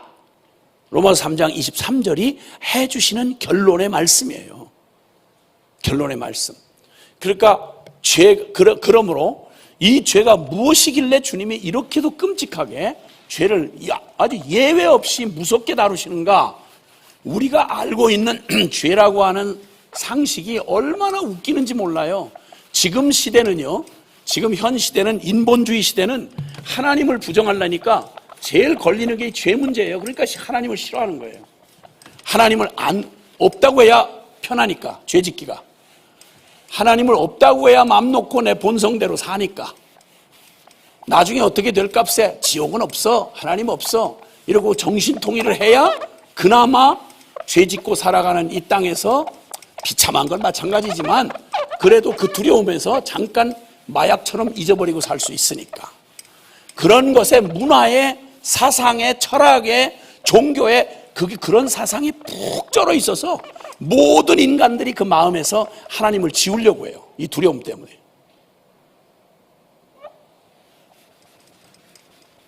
이런 얘기하는 거 제일 싫어해요. 그래서 기독교가 십자가 얘기를 하면 이를 갈고 좀 덤벼들어요. 다. 오죽했으면 예수님을 죽였겠냐고. 오죽했으면. 예수님이 이 얘기했거든요. 계속. 막 인기 충천해서 막 한참 인기가 절정을 달아 클라이막스에 도달할 때 그때 비로소 주님이 얘기하셨어요. 너희가 나를 찾는 까닭은 먹고 배부른 까닭이고 썩을 양식 구하러 온 거다. 쉽게 말하면 기적 보따리, 축복 보따리. 나는 그냥 가만히 둔 채, 그리고 계속 예수님의 기적 보따리, 축복 보따리 이거 들어오는구나. 너희 썩을 양식 위하여 일하지 말고 썩지 아니할 양식, 내가 진짜 주러 온 건 바로 나의 생명을 너에게 주러 왔다. 그래서 성경에는 예수님은 계속 나는 생명의 빛이다, 나는 생명의 떡이다, 나는 생명을 주는 생명수다, 나는 생명의 길이다. 주님 생명 계속 주님이, 우리 멀쩡히 살아있는데, 사지 멀쩡히 살아있는데 왜 우리를 죽었다고 하느냐 말이에요. 무슨 의미로 죽은 거예요? 하나님이 원래 원형으로 지었던, 하나님을 떠나서는 결코 살 수 없는 하나님의 형상답게 살 수 있는 생명은 죄로 말미암아 죽었다 이 말이에요.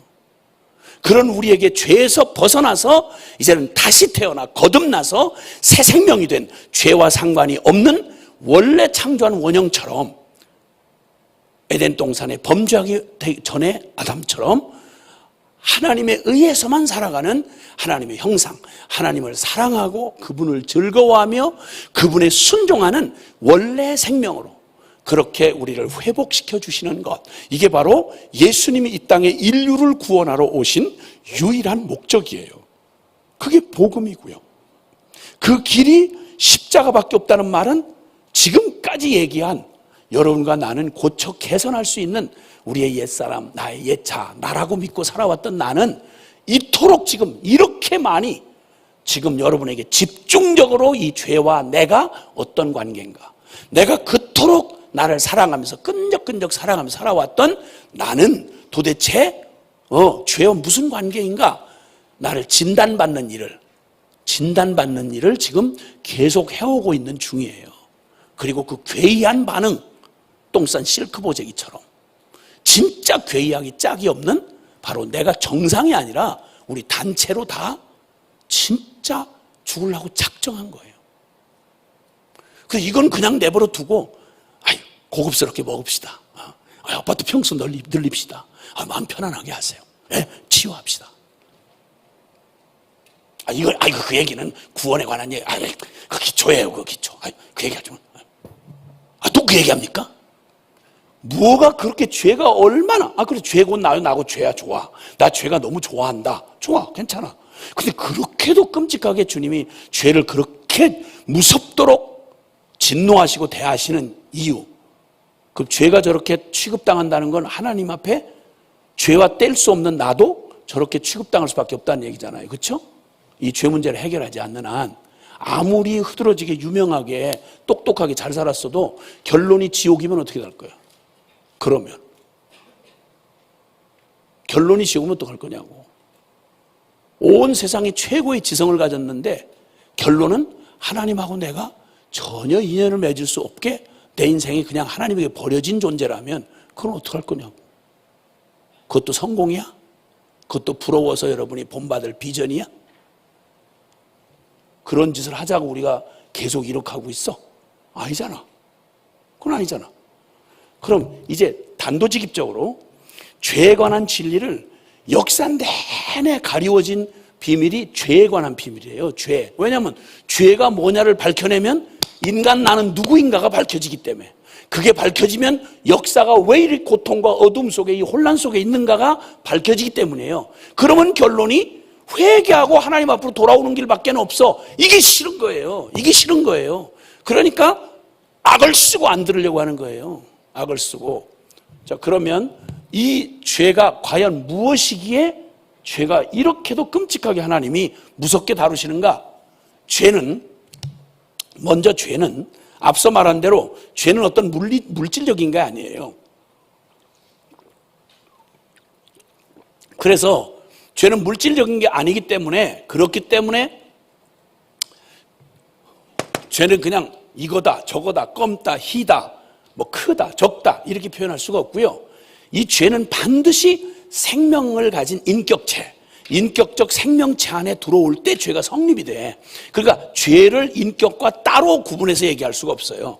죄라고 얘기할 때는 반드시 인격을 가진 인간에게서 이게 붙어서 이게 존재를 하는 거예요. 그러다 보니까 우리 사람이 뭐 어떤 존재냐고 할 때 물질적으로 설명할 수가 없잖아요. 사람의 인격을 얘기하려면 보통은 사람의 인격의 특성 있죠. 특성. 특성. 사람의 인격의 특성을 보통은 철학적인 정리를 할 때 이렇게 말해요. 사람의 인격은 생각하는 지, 느끼는 정, 그리고 뜻을 정하고 자기 의지대로 행동하는 의지, 지, 정, 의. 이것이 사람 인격을 이루는 요소다, 특성이다, 이렇게 말을 해요. 그래서 인격에는 특성이 있듯이 바로 죄도 특성을 통해서 설명해야 돼요. 죄의 첫 번째 특성이 뭐냐? 죄를 죄되게 하는 특성이 바로 하나님이 그렇게 진노하시고 죄 때문에 지옥을 만들 만큼 인류 역사를 다 파멸로 끌고 가고 하나님을 이렇게 끔찍하게 하나님의 반역하게 하는 죄라고 하는 이 죄가 가지고 있는 속성이 뭐냐 이 말이에요. 그걸 밝혀줘야 돼요. 그걸 성경이 밝혀주고 있어요. 자, 로마서 1장 18절부터 23절까지의 말씀을 한번 보시겠습니다. 로마서 1장. 하나님의 진노가 불의로 진리를 막는 사람들의 모든 경건하지 않음과 불의에 대하여 하늘로부터 나타나나니 이는 하나님을 알만한 것이 그들 속에 보임이라. 하나님께서 이를 그들에게 보이셨느니라.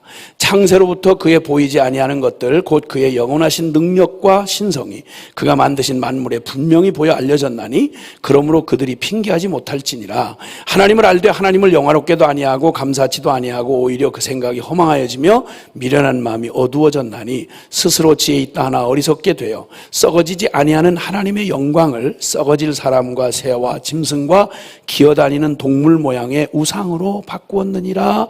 아멘. 하나님의 진노가 불의로 진리를 막는 사람들의 모든 경건치 않음과 불의에 대하여 하늘로부터 나타난다.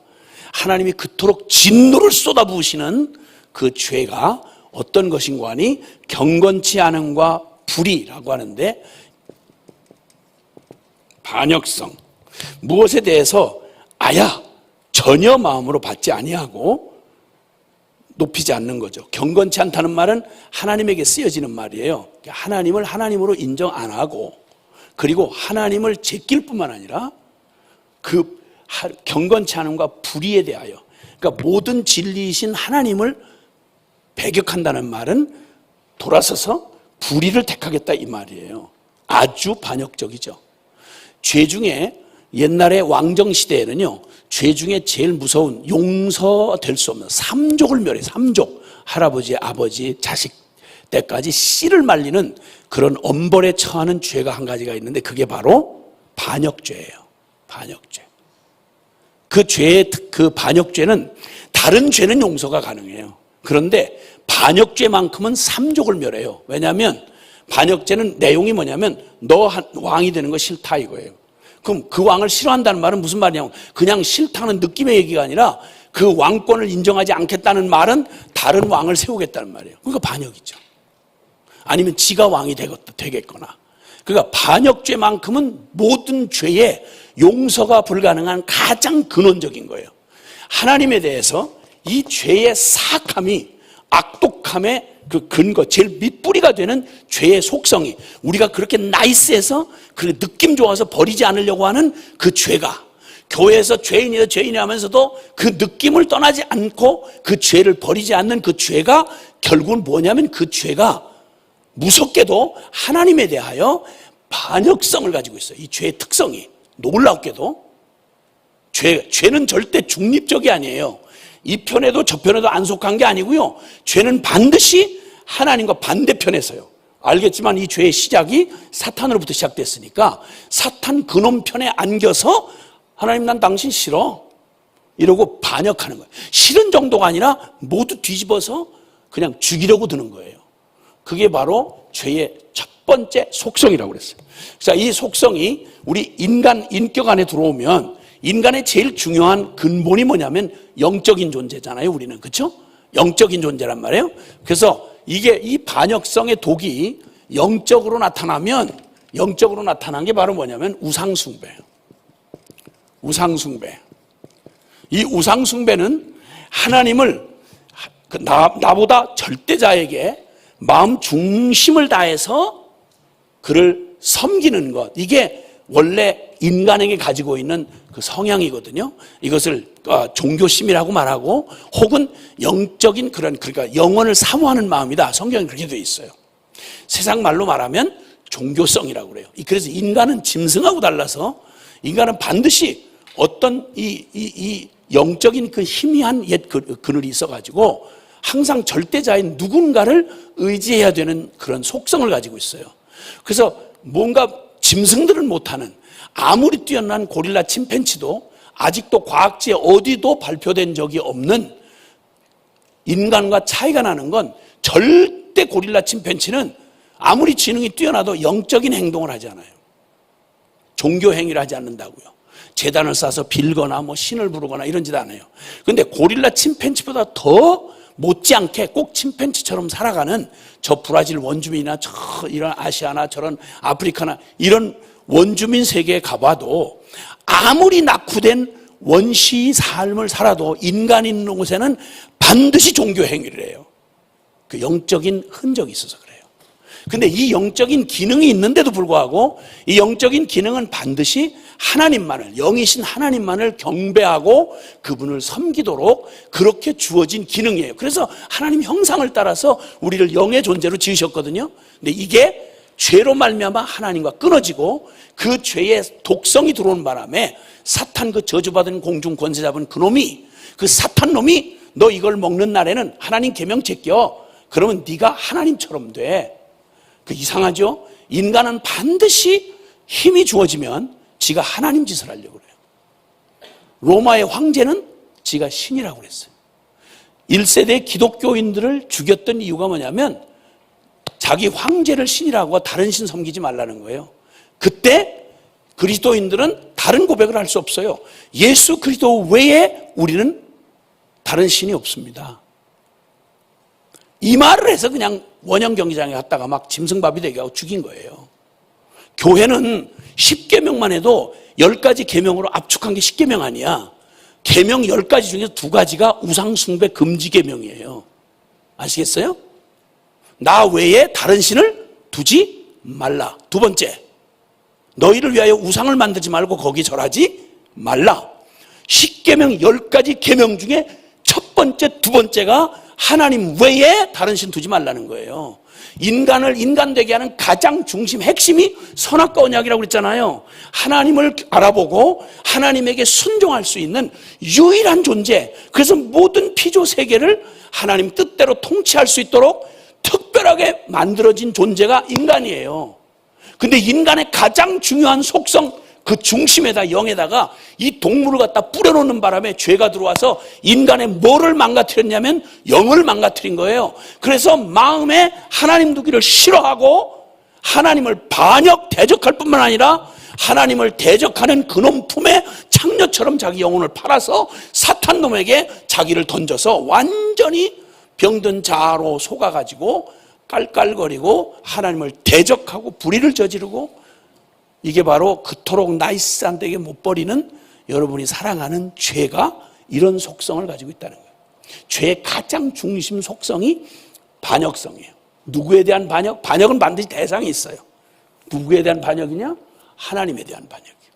하나님에 대한 반역.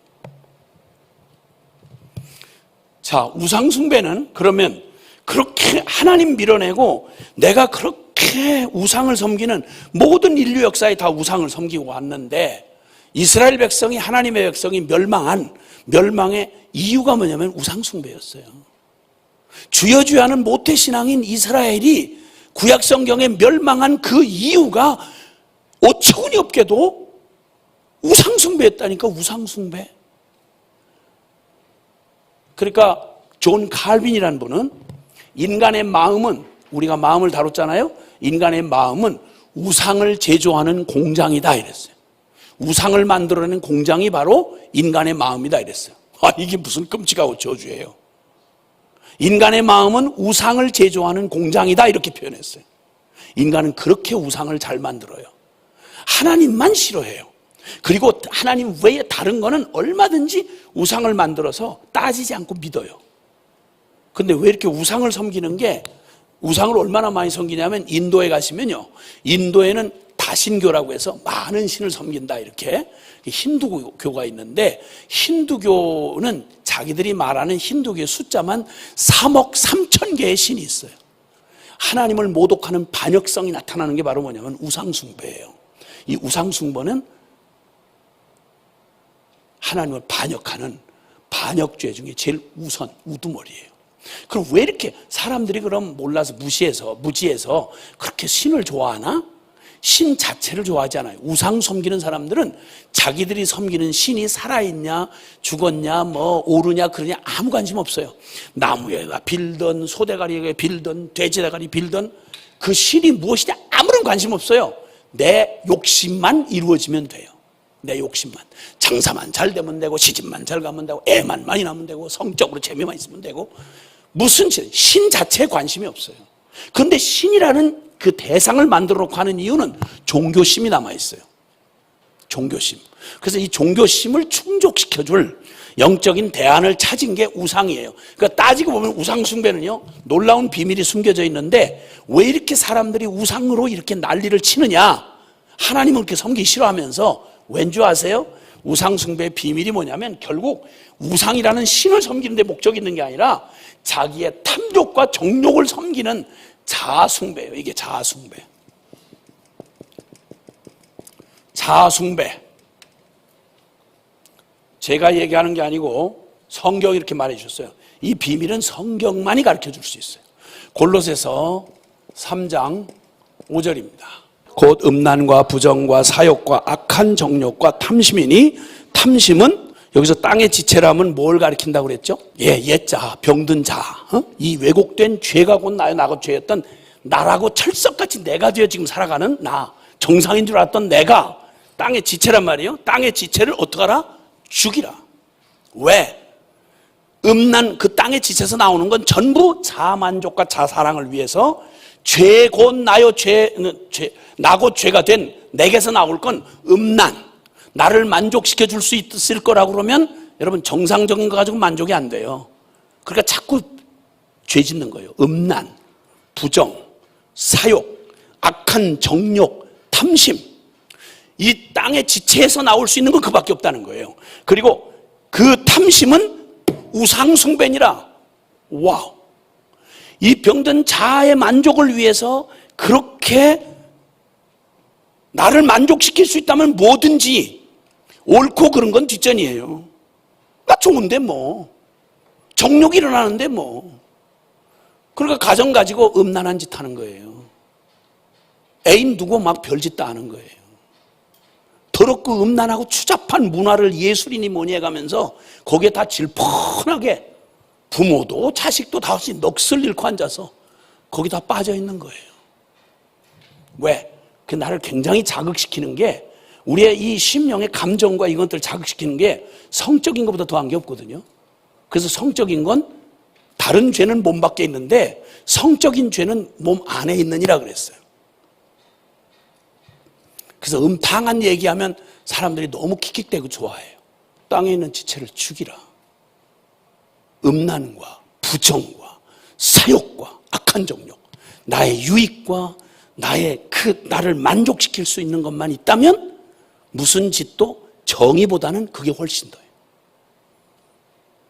이게 결국 뭐냐면 이렇게 인간들이 가지고 있는 탐심이 곧 우상숭배니라 그랬어요. 그러니까 우상을 왜 만드느냐? 가만히 보세요. 우상은 나의 탐심과 무관한 건 우상으로 만드는 적이 없어요. 저 히랍 신화에 나오는 신들, 저 삼국지에 나오는 인물들, 이거 전부 신으로 만들어서 관우 장비신 만들어가지고 거기다 해놓고, 비너스니 바카스니 하는 여러분 히랍 신화 이런 이름들 들어본 거 같죠? 비너스, 바카스 뭐 이런 주피터 뭐 이런 얘기 들어봤죠? 그 신화 이름 바카스가 그냥 드링크 이름이 아니고요, 신의 이름이에요. 술신, 주신의 이름이에요. 비너스 아주 섹시한 그런 여성 이 신을 얘기하는 게, 성적인 그 신을 얘기하는 게 비너스예요. 여자도 속옷 이름이 아니고. 이걸 전부 신이라고, 인간이라고 생겨먹은 것들이 이걸 신이라고 우상을 섬기는 거예요. 무슨 짓 하는 거예요? 신에 관심 없어요. 내 안에 있는 정욕, 즉 자숭배하는 거예요. 나. 이게 가나안에, 이스라엘 살던 가나안 땅에 온 세계 우상 박람회장 같았어요. 박람회장. 얼마나 음탕한지 몰라요. 반드시 우상 숭배는 항상 음란 행위가 같이 붙어요. 바알과 아세라 신은 남신과 여신인데 사람들의 정욕을 너무 잘하니까 되지도 않는 말을, 신화 같은 말을 만들어가지고 하늘신 땅신이 남자와 여자같이 성적인 교잡을 많이 하면 하늘이 비를 내리고 땅은 열매를 많이 낸다. 그래서 풍요와 다산을 얘기하면서 그 무지막지한 이 탐욕에 미쳐버린 죄인들에게 이걸 종교란 이름을 둬가지고 그냥 맨정신에 하긴 양심에 걸리니까 이건 신을 위한 특별한 신적인 행위야 하고는 바알 아세라 신전 옆에는 공식 창녀들이 준비되어 있어요. 올림픽 할 때 여자들 봉화 들고 나오는 여자들 있죠. 제사 할 때 세상 그 제사 고대 신전에서 음탕한 짓 하던 신전 창녀들이에요. 이게 이 점잖은 인간들이 하는 짓이에요. 그리고는 그 옆에서 종교행위라고 하면서 완전히 카니발 축제를 하는 거예요.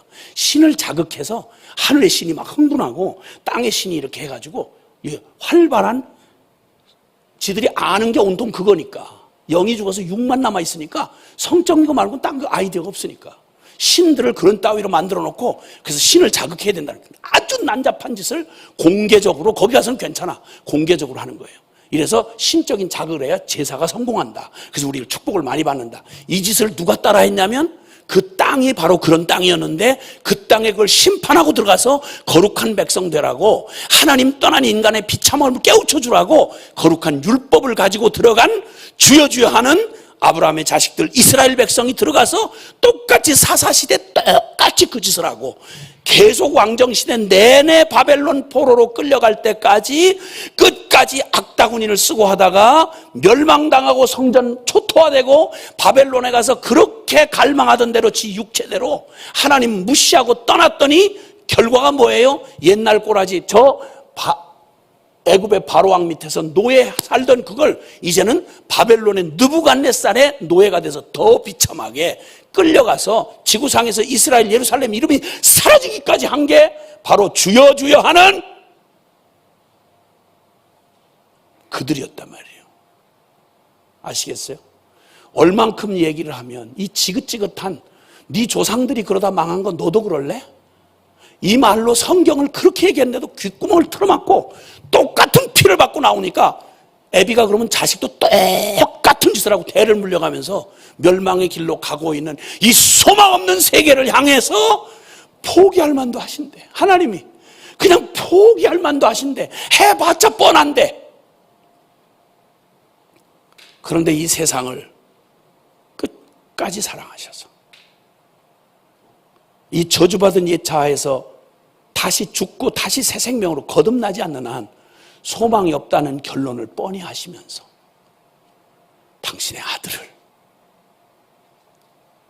죄 있는 육신의 모양으로 보내어서 우리가 당해야 할 그 끔찍한 저주를 당신 아들에게 그대로 쏟아부으셔서 하나님의 심판을 예외 없이 아들에게 심판을 쏟아내리시면서 그리고 소망 없이 그렇게 끌려가는 노예들인 우리에게 얘들아 봐라, 십자가 봐, 이게 너의 운명이 될 운명이었어.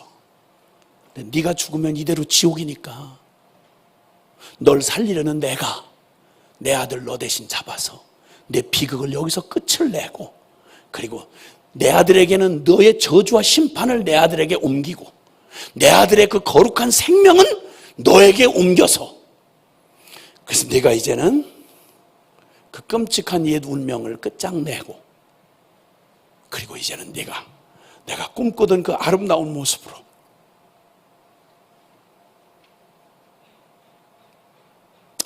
어린 양 되는 내 아들 예수 그리스도의 신부가 되어서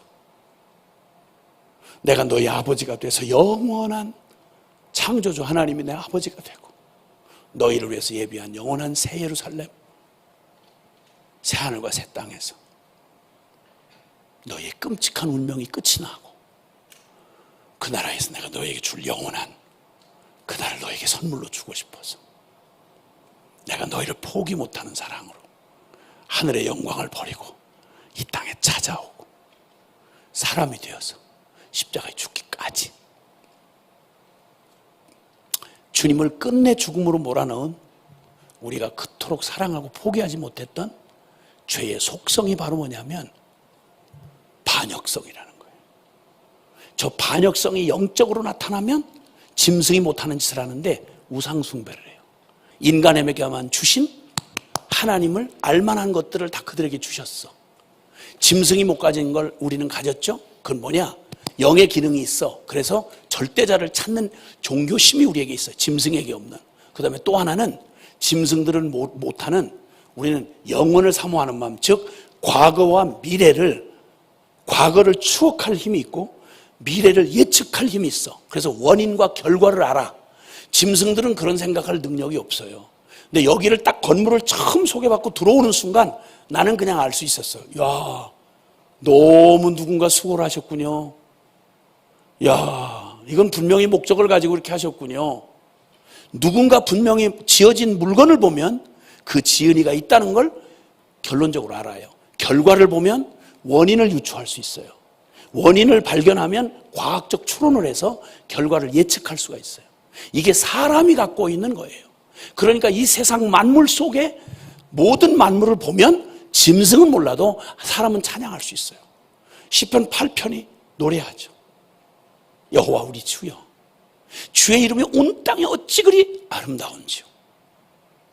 주가 펼쳐놓으신 저 하늘과 주의 손가락으로 만드신 해와 달과 별들을 내가 보니 세상에 이 놀라운 창조를 하신 하나님, 그 하나님이 어떻게 그 신비 중에 사람이 무엇이건데 주께서 저를 생각하시며 인자가 무엇이건데 저를 권고하시나이까.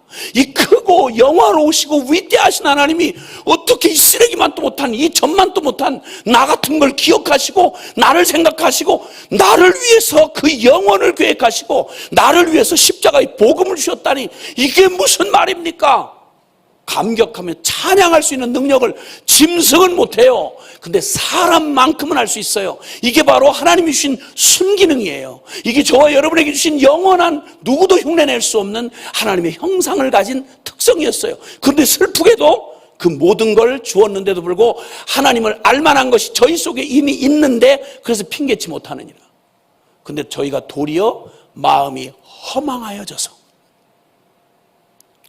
썩어지지 않은 하나님의 영광을 썩어질 벌레와 금수와 짐승과 사람의 형상으로, 우상으로 바꿔치게 하였느니라.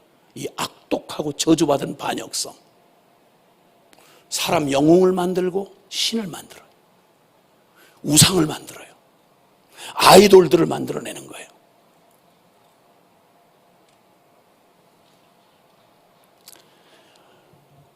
이 무서운 반역성이 이렇게 해서 그 엄청난 우상숭배, 여러분 이게 결국은 이 자아숭배는요, 나중에 가보면 더 무서운 비밀이 밝혀지는데, 이 자아숭배, 결국 나를 숭배, 내가 하나님이야.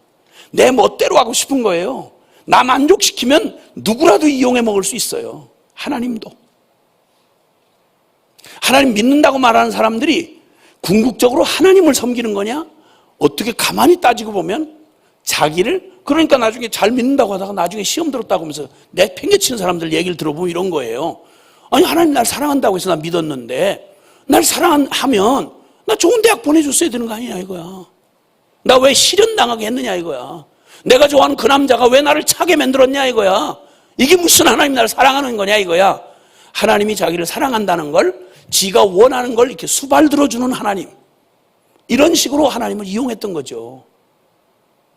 그래서 시험 들어서 그냥 가버렸고, 이러면서 잘 믿어. 열심히 써요. 아주 뭐 헌금 많이 하고. 왜? 자기한테 이익이 되는 한 하나님한테만 그런 짓 안 해요. 자기에게 도움을 줄 수 있다고 생각하면 사람이든 누구한테든 얼마든지 그럴 수 있어요. 얼마든지.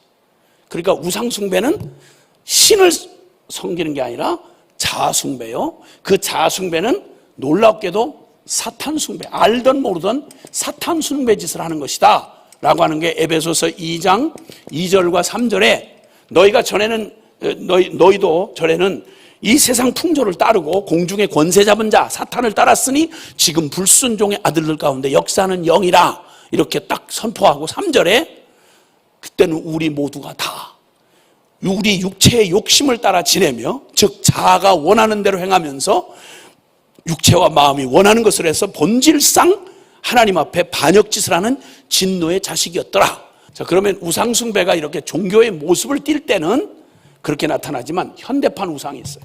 현대판 우상. 적어도 교회 안에 있는 사람은 점치거나 어디 불상에 가서 절하거나 이러지는 않겠죠. 그런데 놀랍게도 교회 안에도 우상숭배가 만연해 있을 수 있어요. 그 뭐냐면 이 현대판 우상은요, 우상이라는 게 다름이 아니고 마음 중심으로 애착을 가지고 섬기는 것, 이게 우상이에요. 우상이란, 우상숭배는 마음의 애착을 가지고 섬기는 것, 그게 마음 중심의 애착을 가지고 섬기는 게 우상이라면 현대판 우상 중에 어떤 우상이 있을까요? 현대판 우상 중에 제일 인기 있는 게 인정의 우상. 인정. 여러분이 얼마나 인정에 목말라 있는지는 인간이라면 사람들에게 정말 인정에 목말라 있거든요. 그렇죠? 다른 사람이 나를 어떻게 하면 인정해 주나. 왜 우울증 걸리고 왜 어려움을 당해요? 남의 인정을 못 받는 거예요. 왕따 당하고 무시당하고 존재감 없이. 그러니까 어떻게 하면 인정을 받나? 사회에서 어떻게 인정을 받아요? 여러분 실력이 있어야 되니까. 스펙 쌓아야 되니까. 외모로 멋있어야 되니까. 왜 이렇게 죽기 살기로 외모를 꾸미죠? 뭐 하려고? 여러분 자신에게는 별 도움 안 돼요. 외모 꾸미는 게. 그렇죠? 여러분 자신은 그러니까 여러분 아무것도 안 보고 여러분 혼자 어디서 저 산속에서만 야인처럼 산다 그러면 그때도 이렇게 어렵게 막 다이어트하고 화장하고 그럴 거예요? 안 하잖아요. 자는 대로 이렇게 하고 머리 있는 대로 막 그냥 귀신 나온 것처럼 이렇게 하고 다니는데 지장 없잖아. 근데 왜 이렇게 하는 거 아니? 전부 남이 보는 것 때문에 그래요. 남 시선 때문에. 그렇죠? 인정. 인정의 우상. 심지어는 사역을 하는 사람들조차도 사람들이 날 뭐라 그러나? 나를 어떻게 인정하나? 그냥 인정에 목말라요. 심지어는 착한 것도 내가 원래 착해서가 아니라 착하다는 이미지가 이미 있으니까 착하다고 나는 인정을 받아야 돼. 그러니까 그냥 힘들어도 무한 리필 서비스를 사람들이 하다가 그 짜증은 전부 엄마한테 가서 다 쏟아놓는 거지. 남한테 막 잘해주고 피곤해 죽겠는 건 가족들한테 애꿎은 가족들한테 다 쏟아붓고 난리도 아니지. 그렇죠? 이 인정의 우상 정말 무섭게 하나님조차도 하나님 앞에서는 그렇게 안 살아요. 그 다음에 평판의 우상. 여러분 댓글이나 사람들 이런 악플에 자살을 하잖아요. 연예인들이. 그 남한테 막 억지 소리 듣고 막 그냥 비판 듣고 나쁜 소리 듣고 저 사람 야비한 사람이야. 저건 무슨 뭐 요즘에는 별말이 다 많더라고. 그래서 다 동영상에 찍어 올려가지고 온 가진 악다구니를 그냥 인격을 가진 사람이기 때문에 여러분한테 막 누가 막 말도 안 되는 인격살인이라고 말할 정도로 막 갖다가 그냥 오해하고 모함하고 이러면 못 견뎌요. 두려운 거예요. 사람의 평판이 너무너무 돼요. 저건 A급 인간, 저건 D급 인간. 너무 미치겠는 거예요. 너무 두려운 거예요. 그러니까 하나님 눈치보다는 하나님 앞에 옳기보다는 사람들의 평판이 무서운 거예요. 내가 사람들을 기쁘게 하랴 하나님을 기쁘게 하랴. 만약 사람을 기쁘게 하는 것이었다면 나는 그리스도의 종이 아니니라. 평판의 우상, 성우상. 성. 아니 온 인생을 성에 걸고 사는 인간들 많죠. 성우상, 돈우상. 돈이면 뭐 애비고 자식이고 뭐 형제고 친척이고 의일이고 뭐 인륜이고 뭐 없어요. 돈에 미치면 모든 사람들이 소유의 우상에 그냥 완전히 사로잡혀 있죠. 돈우상, 명예의 우상, 권력의 우상 등등등등등등 마음 중심을 다해서 섬기는 것, 그게 우상인 거예요. 그게 바로 죄성 안에 있는 반역성이 영적으로 드러날 때 바로 우상숭배에 그걸 띠는데 이 죄라고 하는 게 가져오는 이게 현대판 우상. 여러분 혹시 우상 섬기고 계시진 않는가요? 하나님을 그렇게 섬겨봤나요? 자, 긴 얘기할 거 없이, 자, 영적으로 이렇게 반역성의 동물이 여기 들어가 버리면 하나님을 바로 알고 섬길 수 있던 기능이 완전히 정반대로 작동을 해가지고 하나님을 대적하고 오직 나에 대해서는 그렇게 민감해요. 내 자존심에는 그렇게도 예민해요. 누가 나를 어떻게 생각하는 거야? 근데 하나님의 이름이 어떤 취급을 받을까 하는 거에 대해서는 고민 안 해보셨지?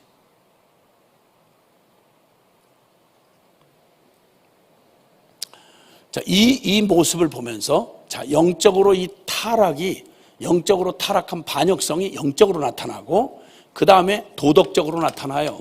도덕적으로. 인간은 도덕적 존재니까, 이 도덕적으로 이 반역성이 드러나면, 먼저 나타나는 현상이 뭐냐면, 성적 타락이에요. 성적 타락.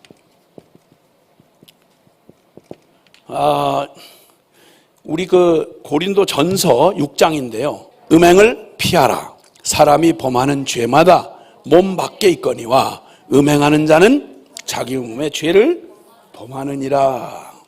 여러분, 성적으로 타락하면 인간이 그래도 가장 주님이 진짜 말 그대로 성 이게 다른 얘기인데 성스러운, 거룩하게 성스럽게 인간에게 주신, 하나님의 형상으로 살아가는 인간에게 주신 가장 비밀하고 가장 구별되고 성스럽게 주신 기능이 성의 기능이에요. 그래서 여성성과 남성성을 주셨죠.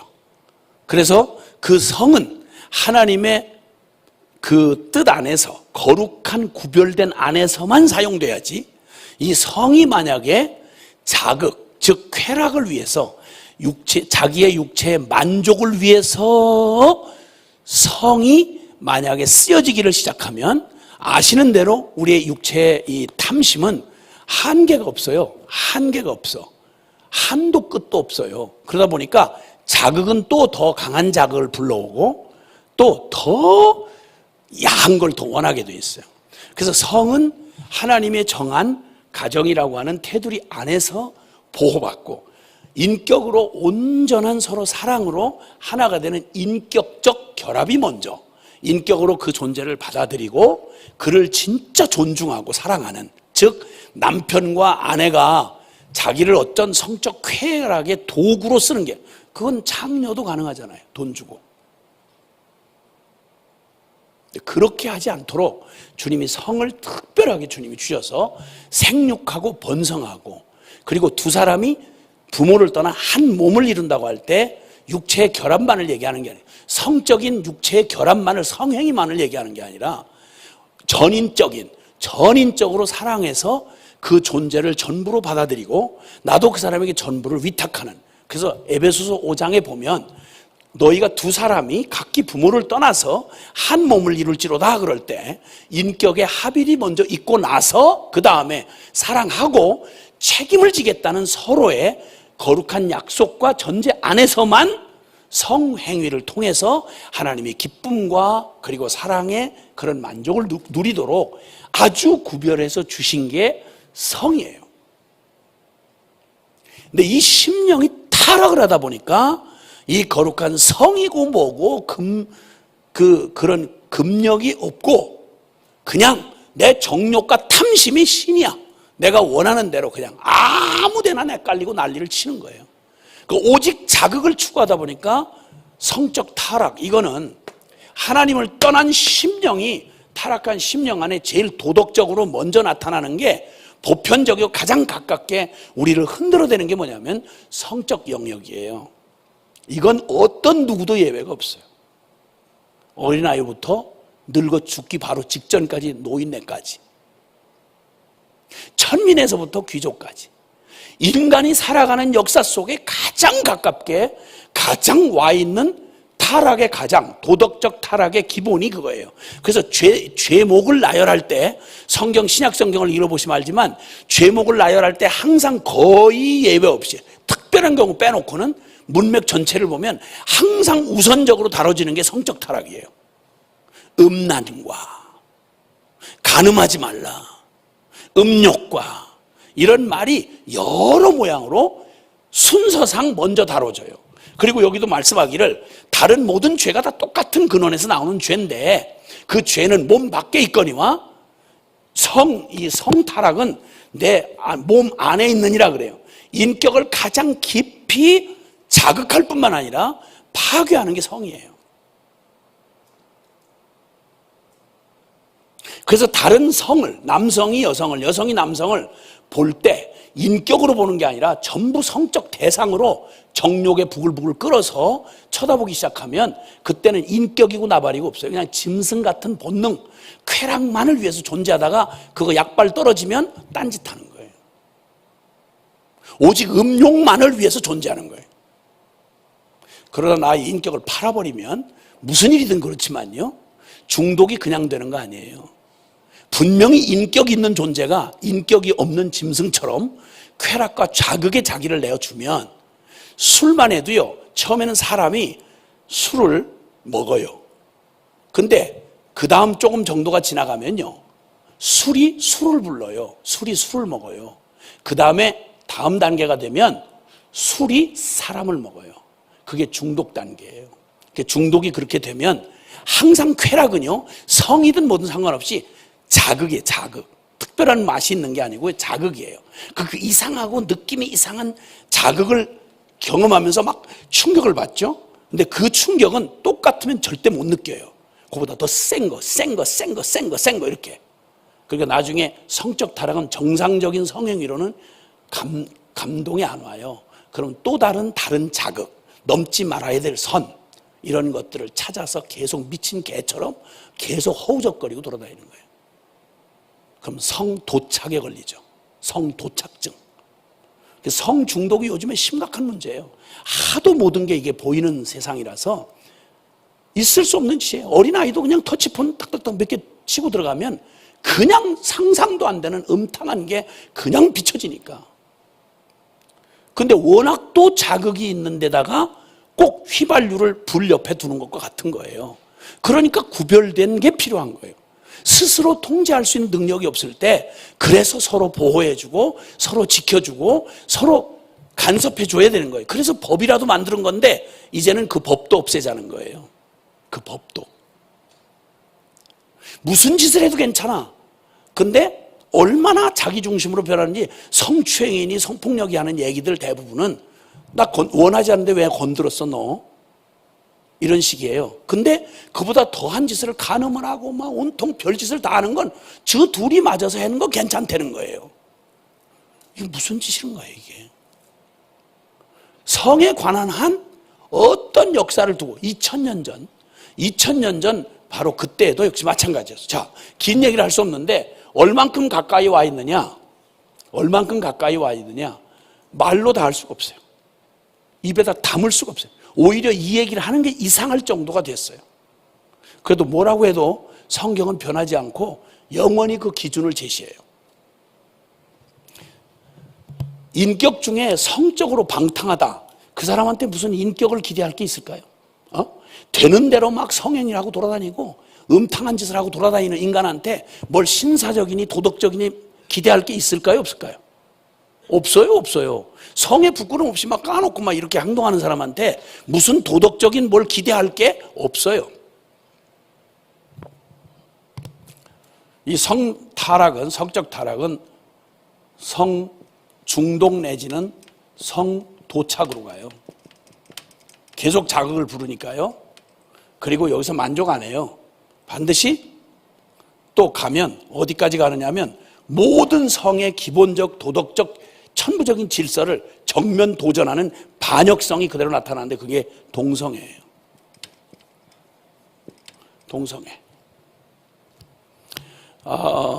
지금 뭐 인권 차별 뭐 금지 뭐 이런 얘기해가지고 지금 계속 지금 이거 통과시키려고 하는 이런 일들의 얘기에 보면 성에 대해서 그 고정적인 관념을 깨트려라, 여기에 해당되는 건 기독교밖에 없어요. 기독교밖에. 이걸 깨면 뭘 노린지 아세요? 가정 파괴예요. 가정 파괴. 모든 걸 성적인 걸로 보니까 성적인 걸 보니까 아버지 엄마도 뭐 특별해요. 아버지 엄마도 하지 말래요. 아버지 엄마 그러면 성을, 남성 여성을 구별하는 것 같아서 남성 여성을 차별하지 말래요. 그래서 제1 부모, 제2 부모 이렇게. 그래서 용어를 지금 다 바꾸고 있어요. 영어에서도 바꾸고 있고요. 그리고 느끼는 게 성이다. 그래서 성을 완전히 LGBT라고 해가지고 성전환. 의학 기술이 자라나니까 호르몬제를 계속 주어가지고 남자인데 아씨 난 남자 싫어. 여자이고 싶어. 여자가 궁금해. 그러면 완전히 수술로 성기를 제거하고 수술로 호르몬 주사를 계속 주어서 강제로 여자를 만든다는 거예요. 의학적인 장난질은 할 수 있어요. 그러니까 의사도 거듭나지 못한 채 하나님 모르는 의사가 재능만 키우면, 전문성만 키우면 무슨 저주받을 짓을 할지는 역사가 지금 소리치고 증언하고 있어요. 인간 안 바뀐 채로 기능이 자꾸 가면 결국 파멸로 가게 돼 있어요. 파멸로. 이걸 눈 번이 뜨고 지금 보고 있는 거예요. 간통죄 없앴어요. 네 마음에 원하면 그냥 가정했다가도 싫으면 갈라지면 되고, 그건 마음에 맞는 놈 딴 놈 가서 보고 그냥 같이 살면 되는 거예요. 이걸 법으로, 간통죄라는 게 있어도 그 난리였는데, 근데 간통죄를 폐지해버렸고, 차별 금지라. 무슨 차별? 차별 안 했어. 근데 왜 동성애자를 이상한 눈으로 쳐다보내는 거예요? 우린 당신과 똑같은 정상이다 이거예요. 모든 인간을 성적인 짐승으로 봐요. 그러니까 성에 관한 한 건들지 말아라. 바꾸고 장난질하든 뭐든 상관하지 말아라. 이 지금 비참한 그 뒤에 이면의 얘기는 안 밝혀요. 그래서 지금 저 염한섭 원장이라고 하는 분이 연세 그 요양병원 하는 분이 거기 어떻게 에이즈 환자들이 거기 몰려와.